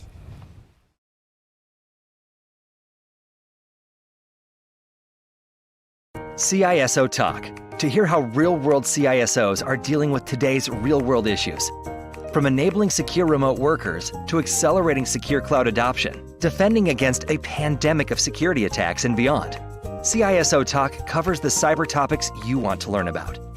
With your hosts, Unisys CISO Matt Newfield and Media Ops CEO Alan Schimmel, featuring a revolving panel of CISO cyber experts. This is where CISOs talk. Join us on digitalanarchist.com and techstrong.tv. Hey everybody, happy Thursday. This is Charlene O'Hanlon, Managing Editor at Media Ops, and I'm here now with the headlines from across our sites. Today is the last day of DevOps World 2020, so CloudBees and other vendors have made some announcements in conjunction with the show. For one, the company announced it is embedding additional DevSecOps capabilities within its CI/CD platform that's based on the open source Jenkins projects. And it also plans to make 2 additional modules for its software delivery platform available. The first one is actually available now, and it unifies the management of feature flags across the entire application development lifecycle. While the second, which is expected to be available later this year, creates a system of record by tracking the progress of importing and normalizing all the data that's being made available within the tools that make up the DevOps platform. Instana is also making news at DevOps World. They made updates to its application performance management platform.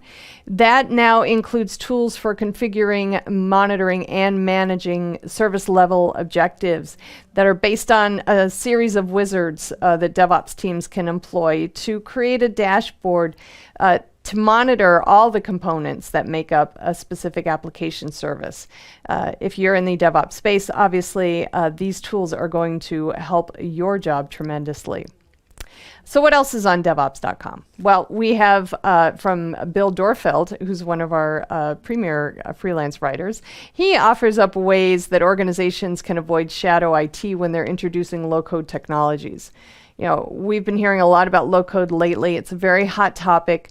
Organizations are increasingly using low code applications to push or actually implement their digital transformation efforts in the wake of this COVID-19 pandemic. So there are so many different moving parts.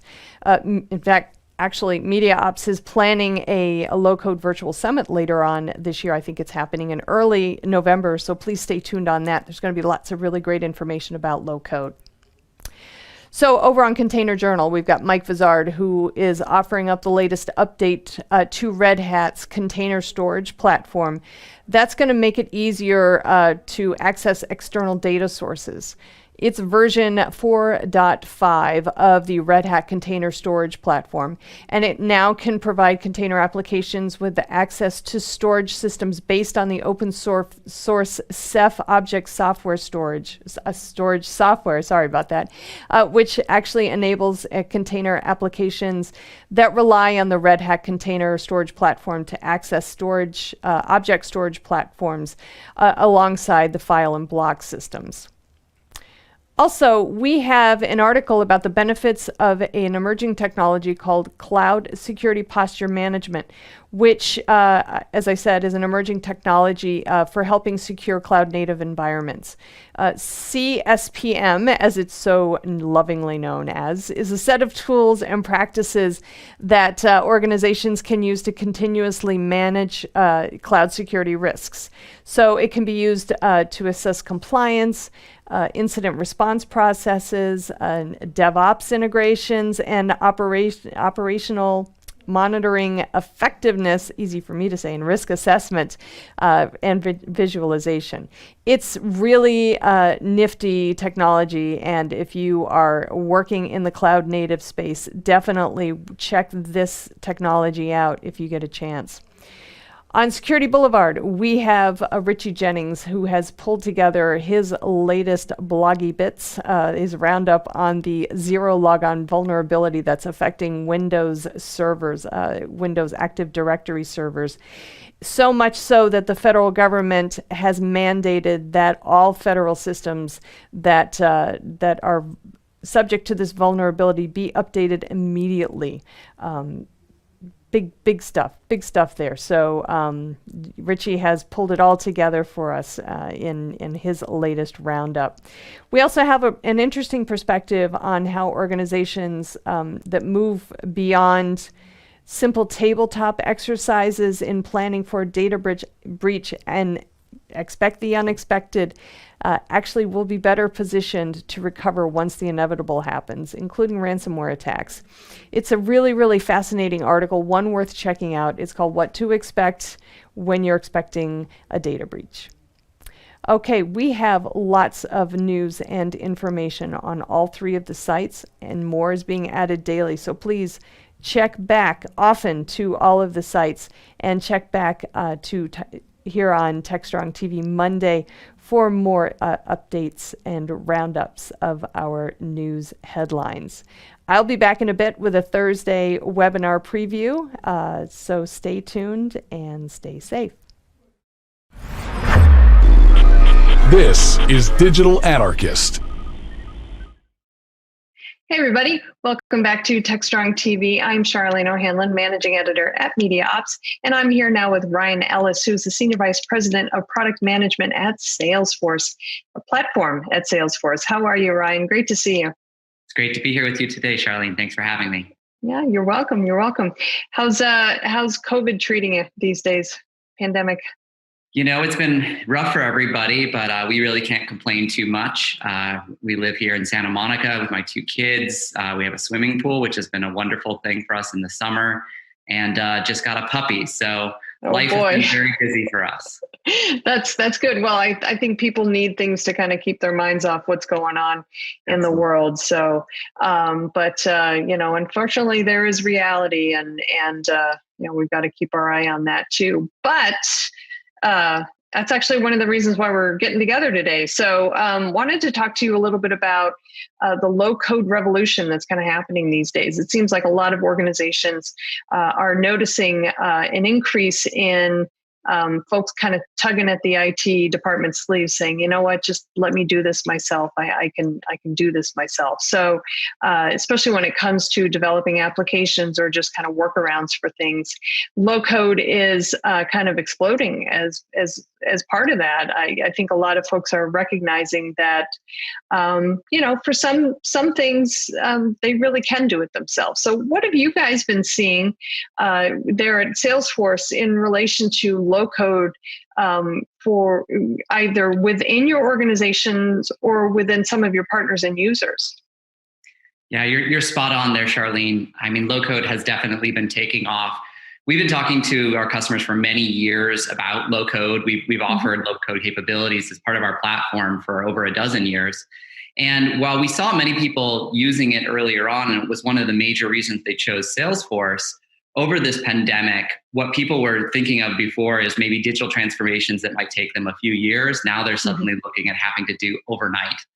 And that has just completely changed the game. In this kind of world, you can't spend a lot of time, hiring a bunch of developers and writing a lot of code that just frankly might not be what you need a week later when things in the world change. Right. And it's been amazing to see how our customers have been really changing and pivoting and trying new things and iterating using low code in ways that, truly they never really realized they could do before. So what are they using low code for? I mean, are there certain examples of maybe applications or just maybe integrations that they're using it for?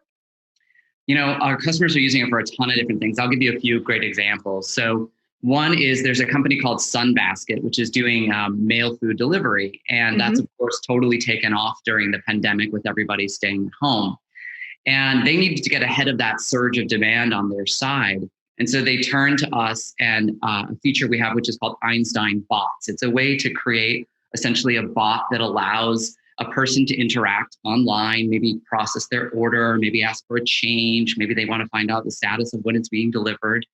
And this has been phenomenal for them because it's caused them to have an increase in 50% of their cases. So it's really dramatically allowed them to balloon and be able to handle more business, while at the same time, their customer engagement scores have been over 90%. And so they're incredibly excited and happy customers with what they've seen. Switching a little bit more to the virus itself, another example, totally different one, is that of UC Berkeley. So they have this genomics academic research lab. And this lab normally does work on things like CRISPR and whatnot, but they decided that they really needed to pivot and try to lend a hand to first responders and also the homeless and trying to get ahead of COVID-19 and getting tests available to them fast and available to doctors. And this is not their business at all. I mean, they are scientists, but it's not their business. And over the course of a weekend, they were actually able to use Salesforce's community capabilities, which is, again, a low-code technology, which allows you to set up, imagine a website where someone can come and get information, as well as fill in information about themselves. For example, go through one of those surveys that you might take to identify whether or not you have the symptoms of COVID. And then ultimately has allowed them to process over 1,000 COVID tests per day, helping out first responders and the homeless. And so we've been seeing these huge pivots and transformations for so many businesses. It's been really exciting.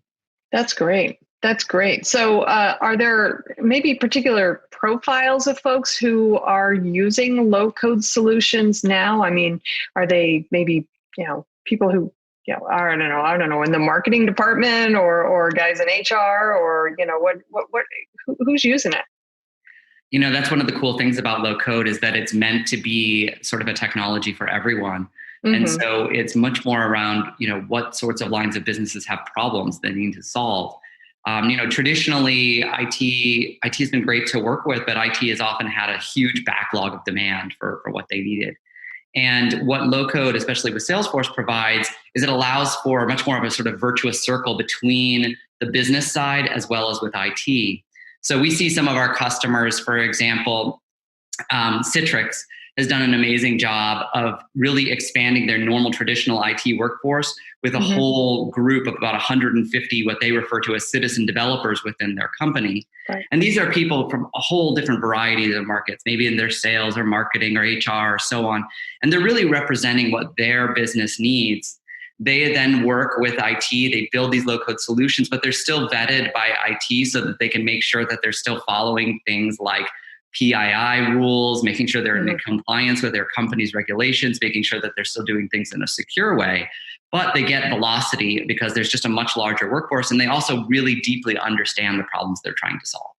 Yeah, I think that's critical in the success of any solution, basically. But we've been talking about low code for a couple of years now. Low code and citizen developers and the solutions. The rise of the solutions. But it really seems like it has exploded with the advent of the pandemic.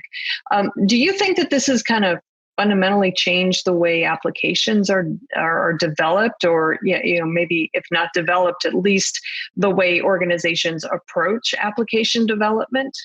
Yeah, I think this is one of those pandemic things when we say, what's going to happen after the pandemic, and are we going to go back to the way things were? And I don't think this is a go back to the way things were. I think that companies, businesses all around the world are having their eyes opened up to what low-code can do for them in terms of turnaround time, in terms of iteration, in terms of bringing the business closer to the problems at hand. And I think that we're just going to see a big explosion there. Just to throw out a stat for you, I think Gartner says that by 2024, something like 65% of all application development they think is going to be done through low code. And I think that they're probably not far from wrong. We've seen huge increases in many of our own low-code technologies. As an example, we have a capability here at Salesforce, which is called Flow, which allows you to automate a business process. So imagine, for example, it's now COVID and I want to process a loan for PPP. That's maybe a multi-step thing where I'm collecting a lot of information from you. And maybe there's a lot of pivots in how I need to collect that information depending upon the way you answer your questions. A tool like Flow gives you the low-code capability to design that whole workflow and then change it over time as maybe the rules have changed, because they've changed pretty frequently as that program has changed.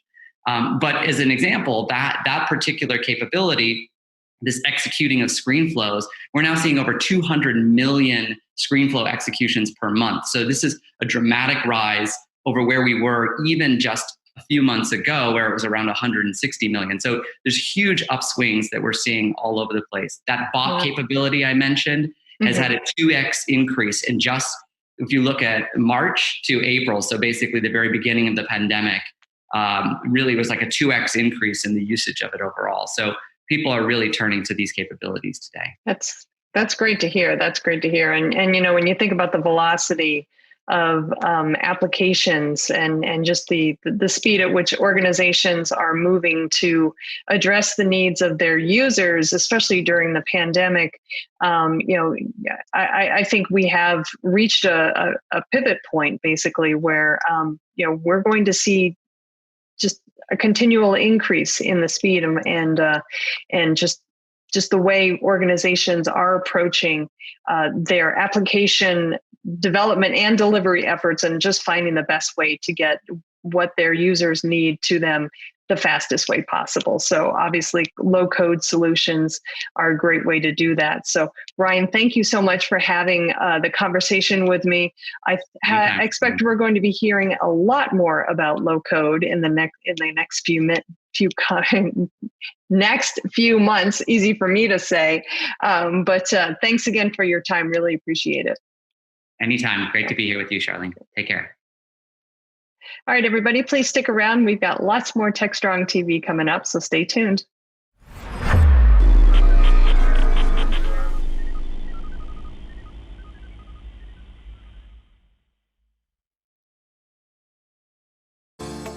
Disruption is occurring across every aspect of IT. Open source, cloud services, DevOps, and cloud-native software architectures are democratizing IT and radically transforming how business is done. The old ways of creating software and doing IT are being replaced with agile, flexible, faster, and cheaper methods, benefiting vendors and users alike. Accelerated Strategies Group is out to democratize access of industry expertise and knowledge. We use our expertise and experience to offer insightful, intelligent, useful information in a variety of formats relevant to the IT community, digital events, videos, reports, assessments, workshops, and implementation projects with tech vendors, IT organizations, and business leaders. We widely and openly share our work products, often for free. Analyst reports these days aren't worth more than a graph or chart that tells a story or illustrates a market trend. We work with developers, DevOps teams, cloud architects, security engineers, and transformation leaders most every day, creating and implementing transformational strategies and technologies. We're not just thinkers, we're also doers. Hey everybody, welcome back to TechStrong TV. I'm Charlene O'Hanlon, Managing Editor at Media Ops, and I am here now with the Thursday edition of the webinars preview. As always, we have so many great webinars coming up on DevOps.com and Security Boulevard. So I wanted to let you know about some of the 3 that are happening soonest so that you can make plans accordingly. The first webinar I want to let you know about is called 0 to 1,000 plus applications, large-scale CD adoption at Cisco with Spinnaker and OpenShift. This one is happening Friday, September 25th at 1 p.m. Eastern on DevOps.com. It's sponsored by Red Hat Marketplace and OpsMX. This webinar is a case study of sorts featuring Cisco Systems. Yes, that's Cisco, as it embarked on its cloud-native journey and needed to modernize its software delivery process. So we have speakers from Cisco, OpsMX, and Red Hat to discuss the challenges and lessons learned, as well as some of the best practices gleaned from Cisco's CD transformation journey. Definitely one you don't want to miss. The next webinar is called Solving the Achilles Heel of DevOps Quality and Speed with Test Environment Management. This one is happening Tuesday, September 29th at 11 a.m. Eastern on DevOps, and it is sponsored by Plutora. We have Mark Hornbeek and Jeffrey Kais of Plutora on this webinar. They're going to be looking at the challenges that are associated with improving how the pre-production environments are managed and automated, and how test management techniques, easy for me to say, test management techniques can help now and in the future. Definitely one worth checking out if you're having any issues with your pre-production pipeline and want to know about test management. The next webinar I want to let you know about is happening also Tuesday, September 29th. This one is happening at 3 p.m. Eastern on Security Boulevard. It's called Step-by-Step Guide to Protecting Web Apps with Google reCAPTCHA. This one is sponsored by a company called Chronicle.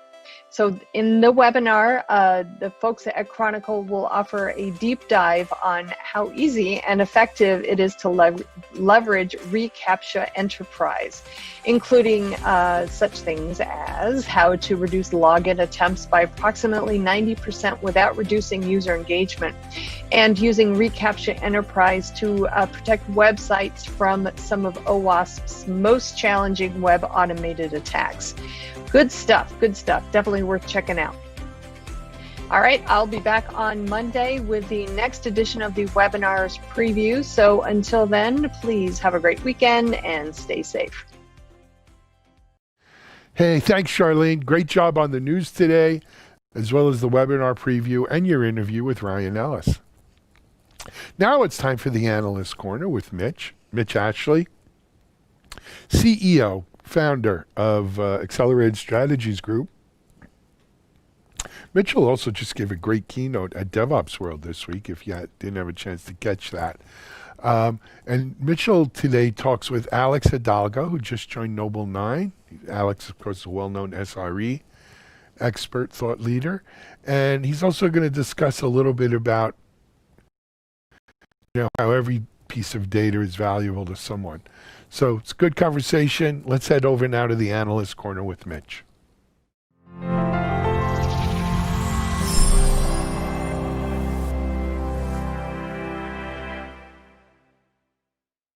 Welcome to Analyst Corner. Mitch Ashley, CEO with Accelerated Strategies Group. This week, as you know, at least for me, this week is DevOps World. I'm involved in a lot of activities with the conference. And one of the things that I was part of today was actually a panel discussion with press and other analysts talking about a number of topics, some really great questions that came up from that. And one of the things that I thought was really interesting that I wanted to share with you was the topic of compliance and governance and audits, things like that. And how is DevOps fitting into that picture? CloudBees, who is the sponsor of DevOps World, had a session. It may have been them or one of their customers talking about some of the audit features in their automation tools.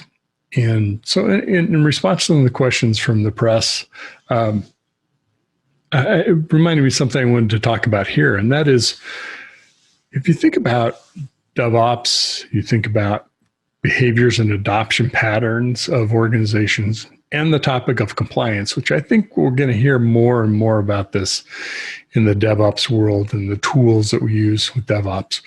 We're very interested, of course, of how do we increase adoption of processes, practices, and also tools across the organization. Most organizations want fewer versus more.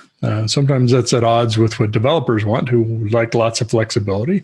But there's some interesting conversations that can happen around that, adopting corporate tools or standards that we've adopted. And of course, there's things of sharing knowledge and scripts or other automations or infrastructure that's in place. There's lots of good reasons to do that. And sometimes there are reasons not to.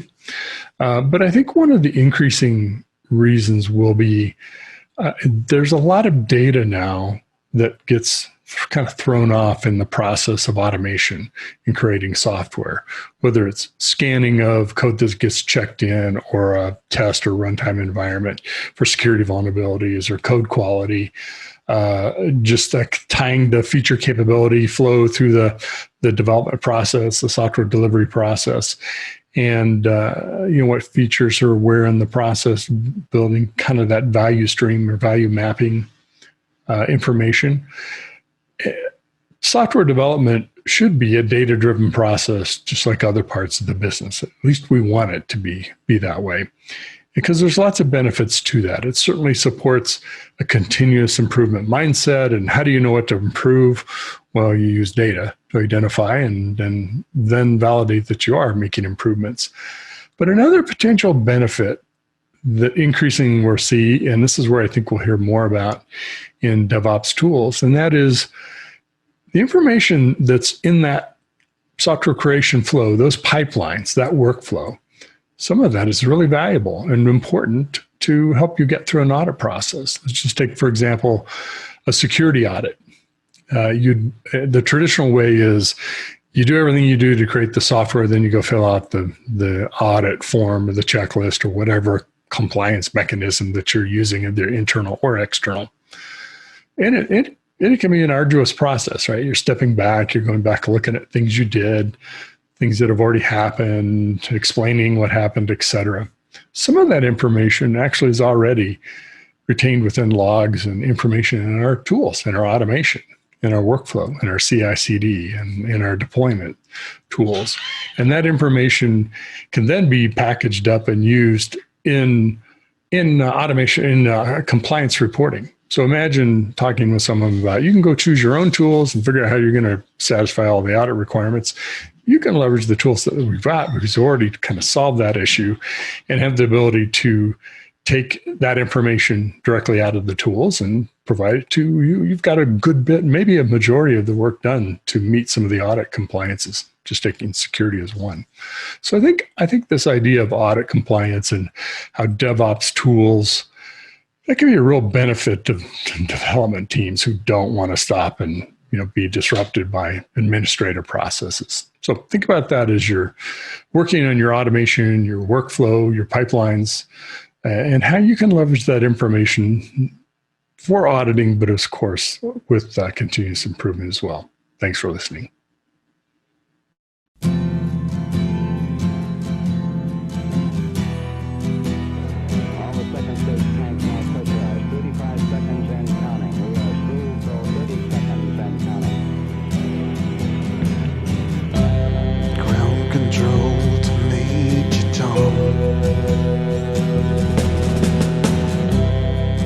Control to Major Tom. CI/CD pipe and put your observability on. Ground control to Major Tom. 10, 9. Commencing countdown, engines on. 6, 5. Check ignition and may God's love be with you.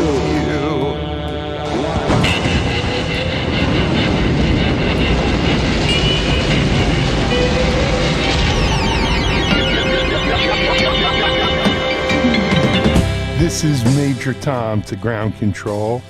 DevOps Command is here to say, I have a great way for you to engage today. DevOps looks very different, but not to worry. We have KK to show you the way, and Batya Galoob has something to say. And more. DevOps Experience 3 is coming your way October 22nd. And as it has been since the first, it's virtual. We know everything's virtual today, but this one is designed virtual from the start, and it's free as it should be. We have great speakers beyond KK and Batya Galoob, along with lots of learning and interactive chat, expo halls.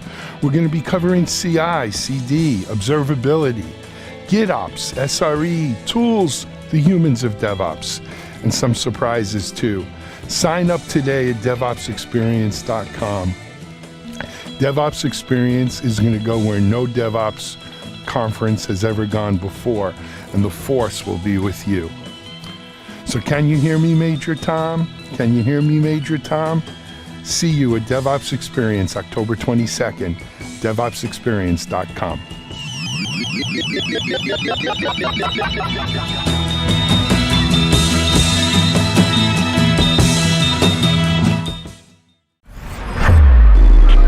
This is Digital Anarchist.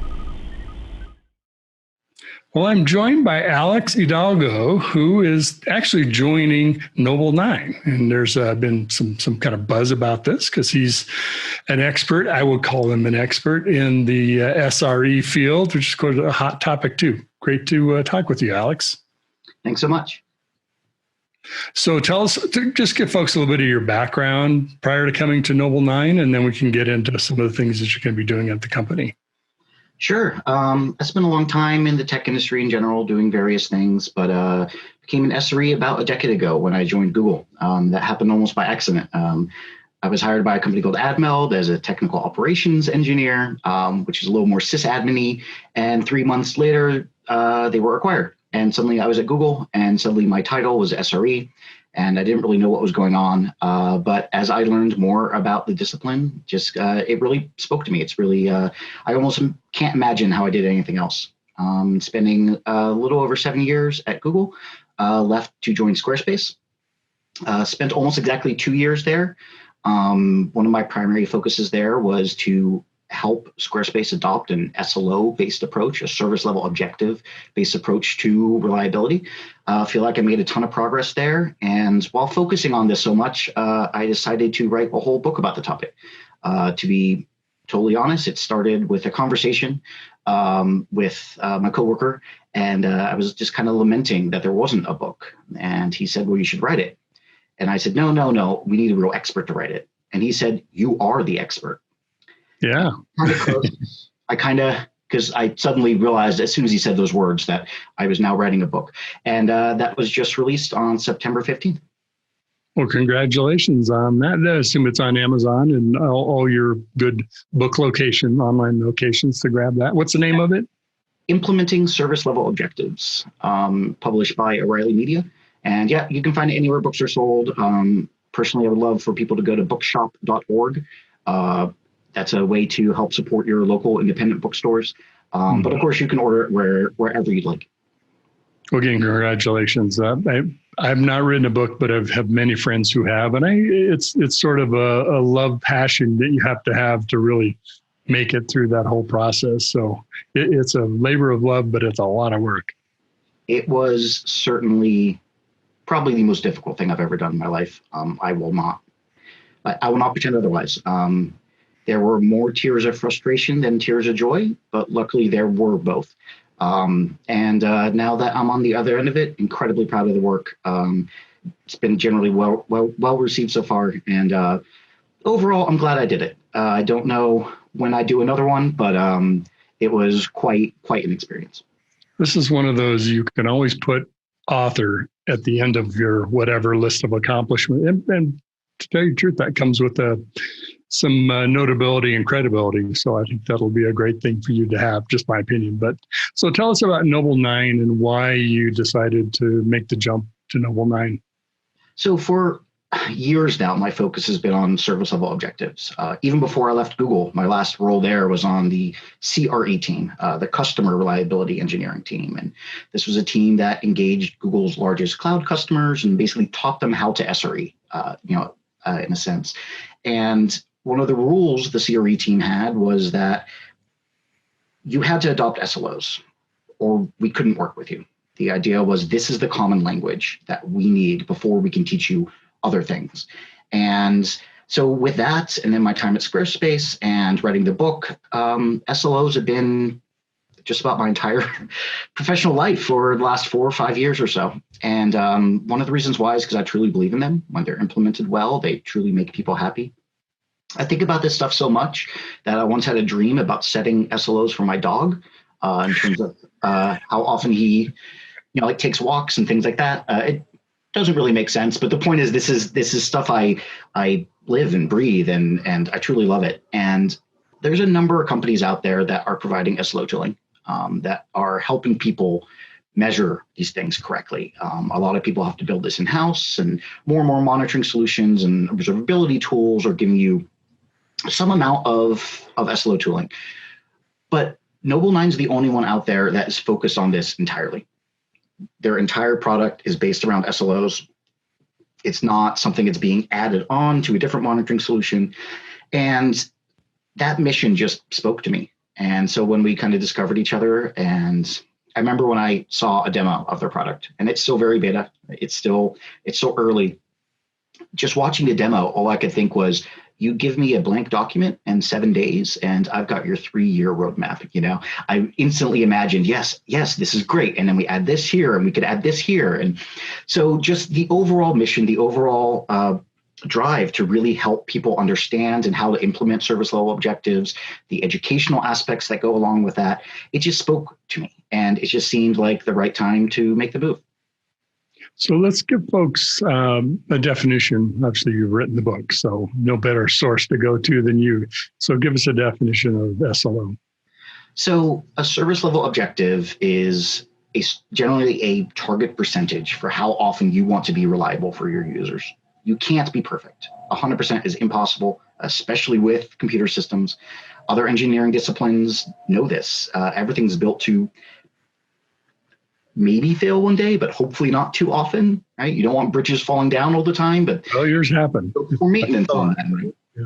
The example I always like to give that I think most people can instantly wrap their head around is, imagine a media streaming service. I won't pick one, right? But and you sit down to watch a movie, and it takes 3, 4, 5 seconds to buffer, and you're fine with that.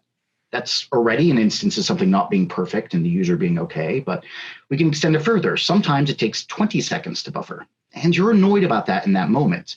But as long as it only takes 20 seconds to buffer, let's say 1 in 100 times, you're not going to cancel your subscription and move to a different service if you're otherwise happy with it. But if it takes 20 seconds to buffer every single time, you'd probably abandon that and go somewhere else. So that's basically what service level objectives are. In that example, if you're okay with it failing 1 in 100 times, you can set a reliability target of, should buffer within 5 seconds 99% of the time. That's the general concept. And it can get very complicated for complex computer systems, of course. That's why there's an entire book. It's not always easy, but the concepts are pretty simple. You can't be perfect. No one actually needs you to be perfect anyway. So just be good enough. Mm-hmm. Yeah, there's a closest analog, which is somewhat similar, is service level agreements, usually at a macro level, like with a network service provider or some organization that you're buying software services from. So this is really taking it a whole nother level deeper, getting into really the delivery of the application to end users, to maybe internal customers, product people that you're making agreements of what you're going to meet, so you know how much to invest to get it to that level of reliability, stability, with performance. Is that correct? Yeah, absolutely. They're similar topics. I don't speak about SLAs generally because they operate in a different sense. You violate an SLA and you owe someone something. There's some kind of recompense, credit, or an actual check sometimes. And you're correct, SLAs have been around for a long time. Telcos were already using them in contracts back in the 60s and 70s. In some of my research, I found a UN document dating to 1948, I believe, that used the term.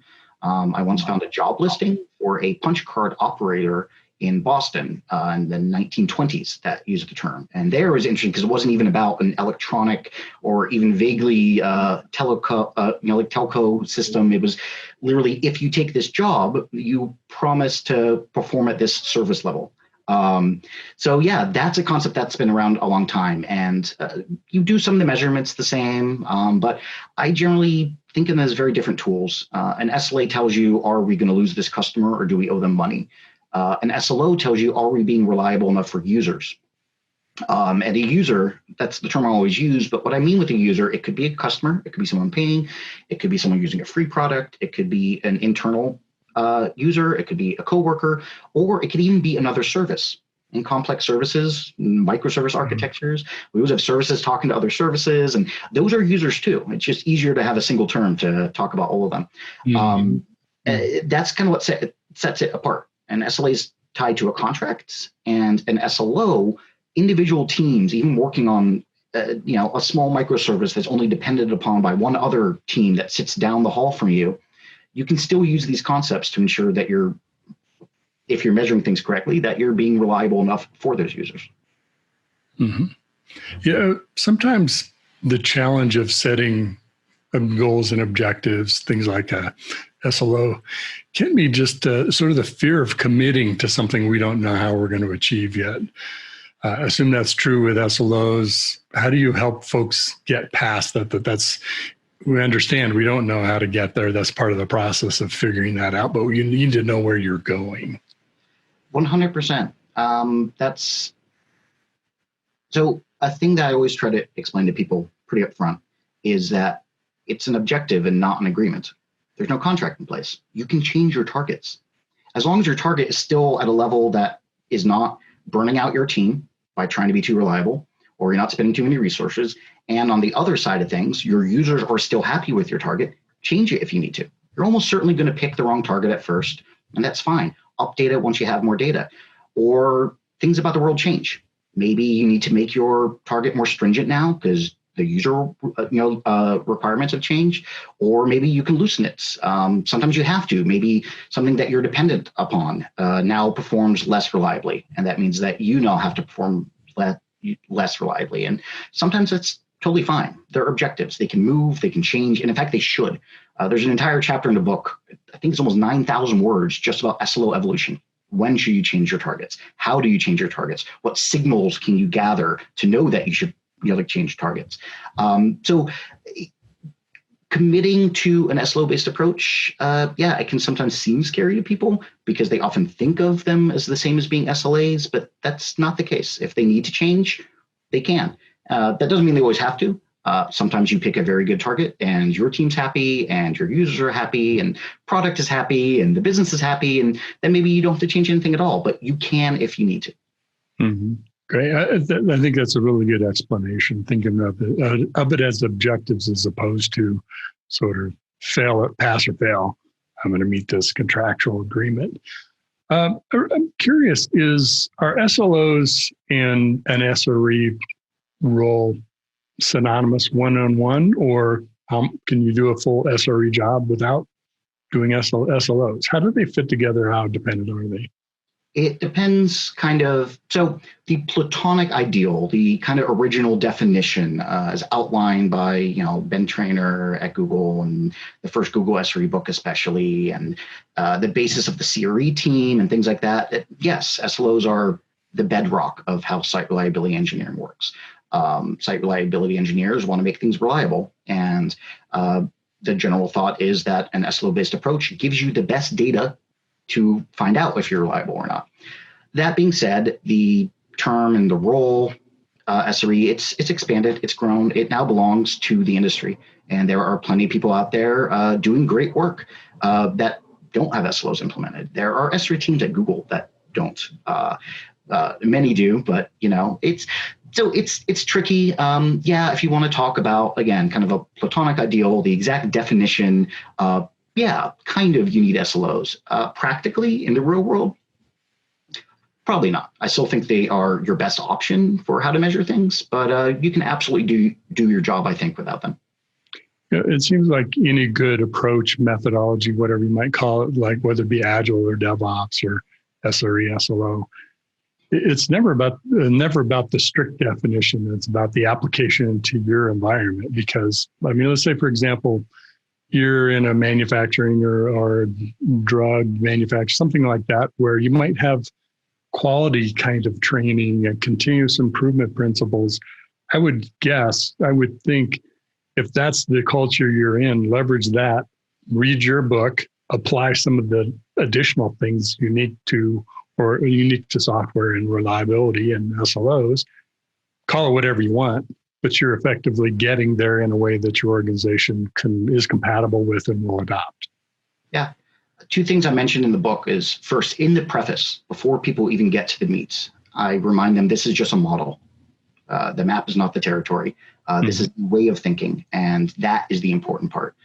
You don't have to adopt everything as described in the book. And even everywhere in the book, the words are constantly couched around like, this is an example, this is an idea, this is something that's worked for me. Use that, but use it in the best way for you and your team and your organization and your business. And the other thing is that, so the way the whole system works, you have service level indicators, SLIs, and that's just a bit of telemetry that tells you, hopefully, is this service doing what it's supposed to be doing? Because that's what reliability really is. People often conflate reliability and availability and things like that, but reliability means, is this thing doing what it's supposed to be doing? And if you can measure that, that's all that's really important. That's really what's important. Are you measuring what your users care about? SLOs and error budgets, which are just a way of thinking about your SLO performance over time, they're just pre-done math to help you think about this better. But really, it's the SLIs that matter. Are you thinking about your users? Are you putting them first? Are you measuring things from their perspective? And then, again, you can use some math. You can use target percentages and error budget calculations to help you reason about this. But I think you're most of the way there if you just have SLIs. Use that data to have discussions and make decisions about what your focus should be. Mm-hmm. The principle, if you can't improve what you can't measure, right? Starts with that. I grew up, growing up, I did some construction, and my foreman always said, good enough for who it's for. And what he meant was, it's the customer's expectations. Doesn't mean it's perfect. They may be satisfied with 80% of the solution or 95, but that's who matters. And I think that's what you're talking about, is setting these SLIs, right? We're not shooting for perfection. Yeah. I mean, most other businesses know this. This feels new to tech because for whatever reason, this industry has decided to try to be perfect or to try to hit 100%. And luckily that's changing with adoption of these kind of principles. But everyone I've talked to, friends that work in entirely different industries, every single person I've talked to has been like, oh yeah, I do that. Like a good example, a bartender at my local bar, I told him I signed a book deal. And he's like, well, what is it about? So I told him, he was like, oh yeah, like I do that. I try to greet every customer within 30 seconds if they walk up to the bar. That's what I intend to do. Now, I can't always do that because sometimes it's a very busy Friday night and things are backed up and I can't. But I know if I can do that often enough, then I'm not going to lose customers. They're not going to go away. And, if you have to wait 2 minutes for a drink every once in a while, people are still going to be okay with that as long as it isn't too often. I'm like, exactly. And there's a story in the preface about how I told this to my hairstylist. And she was like, oh yeah, I do that. And, every single person I talk to, everyone already kind of does this. It's a little bit more complicated with computers. You need a little bit more math and things like that. But don't let the great be the enemy of the good. We already have phrases that capture the basic philosophy. Mm-hmm. I'm curious that, it's great because you're both a practitioner as well as an author of the book. What are some of the pitfalls that folks typically might bump into, maybe they could avoid if they learned them from you? Sure. I think the biggest things are people think that SLOs are like a thing you do. They're not. They're a different approach. They're a different way of thinking about reliability, a different way of measuring your reliability. And people don't often know that. Someone decides, a director of an engineering department puts an OKR for Q3 and says every team must have 2 SLOs or something like that. And then teams go do it. And then like, now what do I do with this? That's the trickier part. That's the part that's not always explained. That's, again, part of the reason why the book exists. Almost everything that had been written about SLOs before told you how to do it, but not what you could do with that data once you have it. So that's the biggest thing. People not understanding this is a forever process. It's a different approach.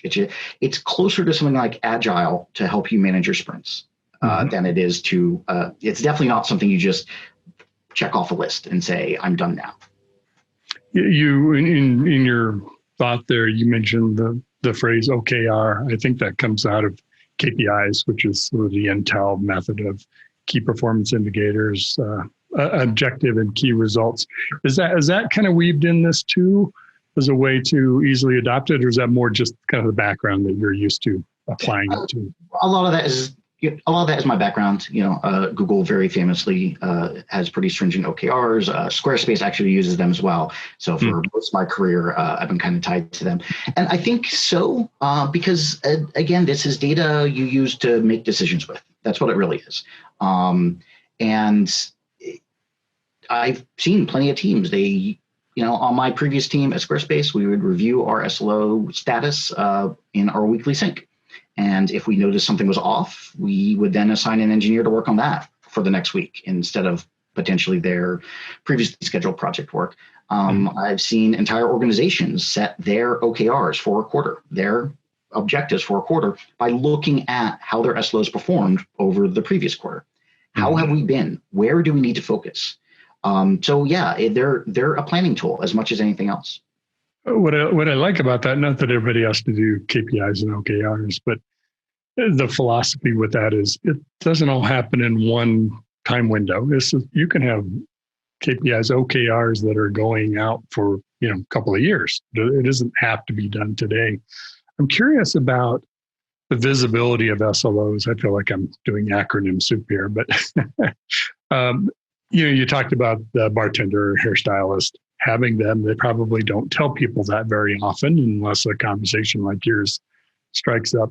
How visible, how public should you be about SLOs? Because that can also be sort of a thing to get over of, well, I don't want too much going out there because I'm not comfortable yet about whether that's a goal we can hit.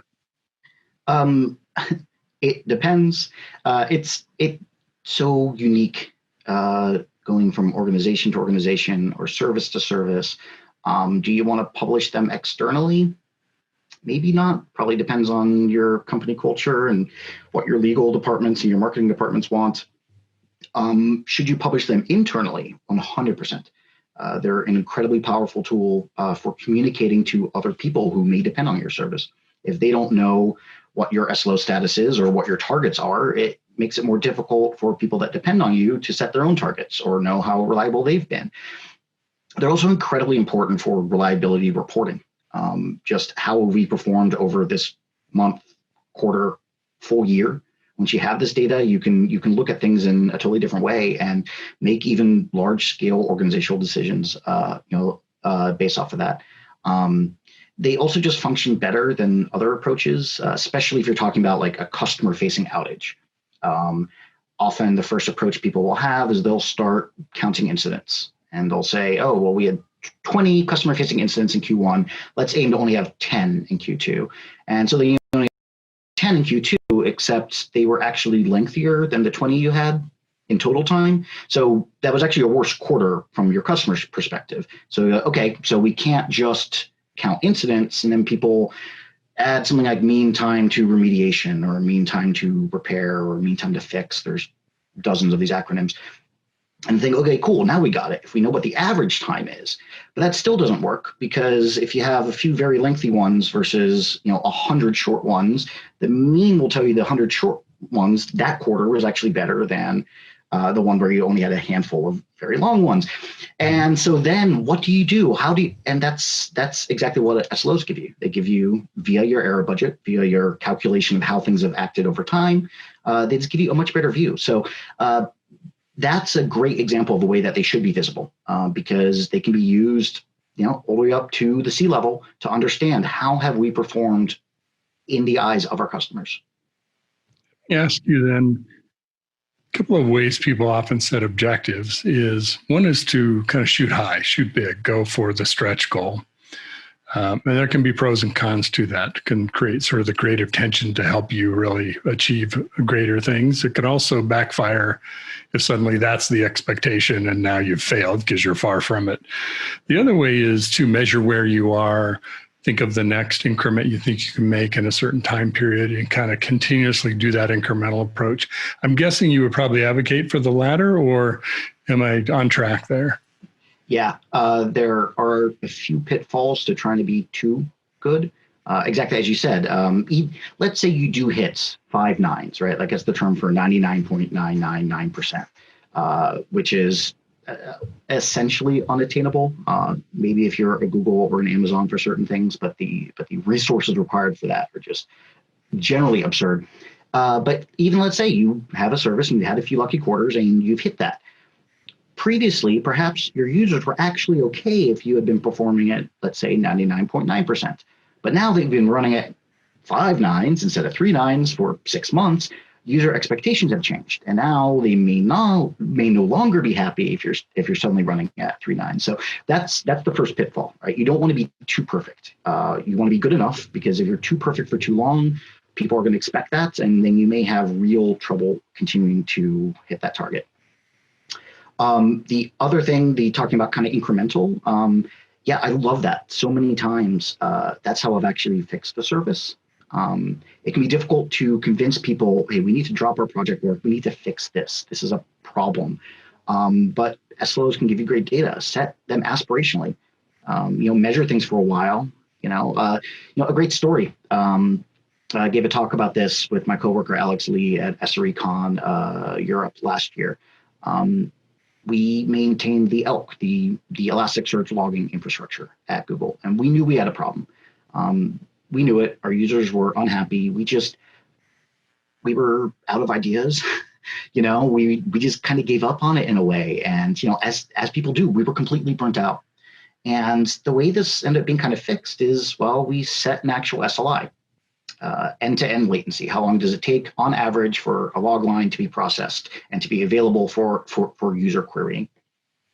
And once we had that, we measured it for a while, and we realized we were being reliable about, I believe it was like 85% of the time, something pretty atrocious. And so what we did was we set an SLO target, I believe it was just 99%. Only 99% of logs will on average be processed within, I think it was 5 minutes at first. And we blew through our error budget, I believe it was 27 hours. Barely a day passed before we had a data point that we can now all point to and say, yes, we need to focus on this. Mm-hmm. So the whole team dropped their project work, and we spent a month. And we finally discovered, we discovered 5 or 6 problems, of course, right? There's never a root cause. It's always a bunch of little contributing factors making things bad. And we fixed things one by one. And it was actually a really rewarding experience for the whole team to work together on the same project for, a fairly extended period of time. And then once we've been running well for a while, we set our target to within 2 minutes instead of 5, and 99.9% of the time instead of 99%.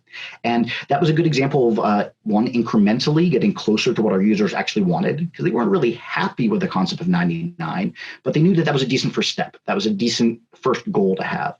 And once we reached it, well, then we bumped it up, and now we had a new aspiration. Excellent. Well, this has been a lot of fun. I really enjoyed talking with you, and it seems like a great thing to contribute to the expert body of knowledge as well as practices for DevOps and Agile and the software that we create. Congratulations on the new book. everybody can check it out on Amazon. And what did you say was the other site you like folks to visit? Bookshop.org. They've been instrumental during this whole pandemic. They ensure that a certain amount of proceeds go to independent bookstores. You can even select your exact local store and ensure that they get a certain percentage of the sales. So that is very near and dear to my heart. I do not want to live in a world without small businesses like that. I agree. I'll have to check that out. I have not used them before. Appreciate it. I also noticed, by the way, you were mentioning applying SLOs to your dog. You have a dog on the cover of your book. Maybe that made it on there. Sort of Freudian slip there. You famously don't really get a say. O'Reilly picks it. It's a very opaque process. It's mysterious, and everyone who writes a book with them is awaiting the day to find out what is my animal. There's a thing to talk about online. What is my animal going to be? And I actually have a 5 to 10 year plan to perhaps exit tech and open a dog rescue. They really are one of the things that is nearest and dearest to me. And when I suddenly got an email and out of the blue, and I was like, "Here's your cover," and I saw a dog, I cried. It was very special and a great little bit of fate there. My wife and I actually participated in a dog rescue as well. So wish you the best with that. Alex, thank you very much. What's your title at Noble 9? I am their principal site reliability engineer. Excellent. So join me in thanking Alex Dialgo, who is just joining Noble 9, and wish you the best in your new role, as well as with the book. Thank you so much. You bet.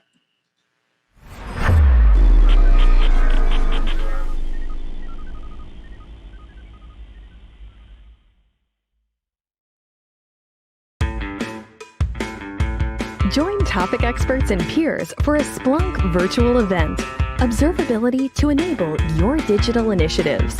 Are your apps and services distributed in the cloud, getting refactored as microservices, or becoming more complex? If they are, you must factor in observability. Observability is all your data to help you find unexpected failure conditions, explain why they happen, and resolve them fast.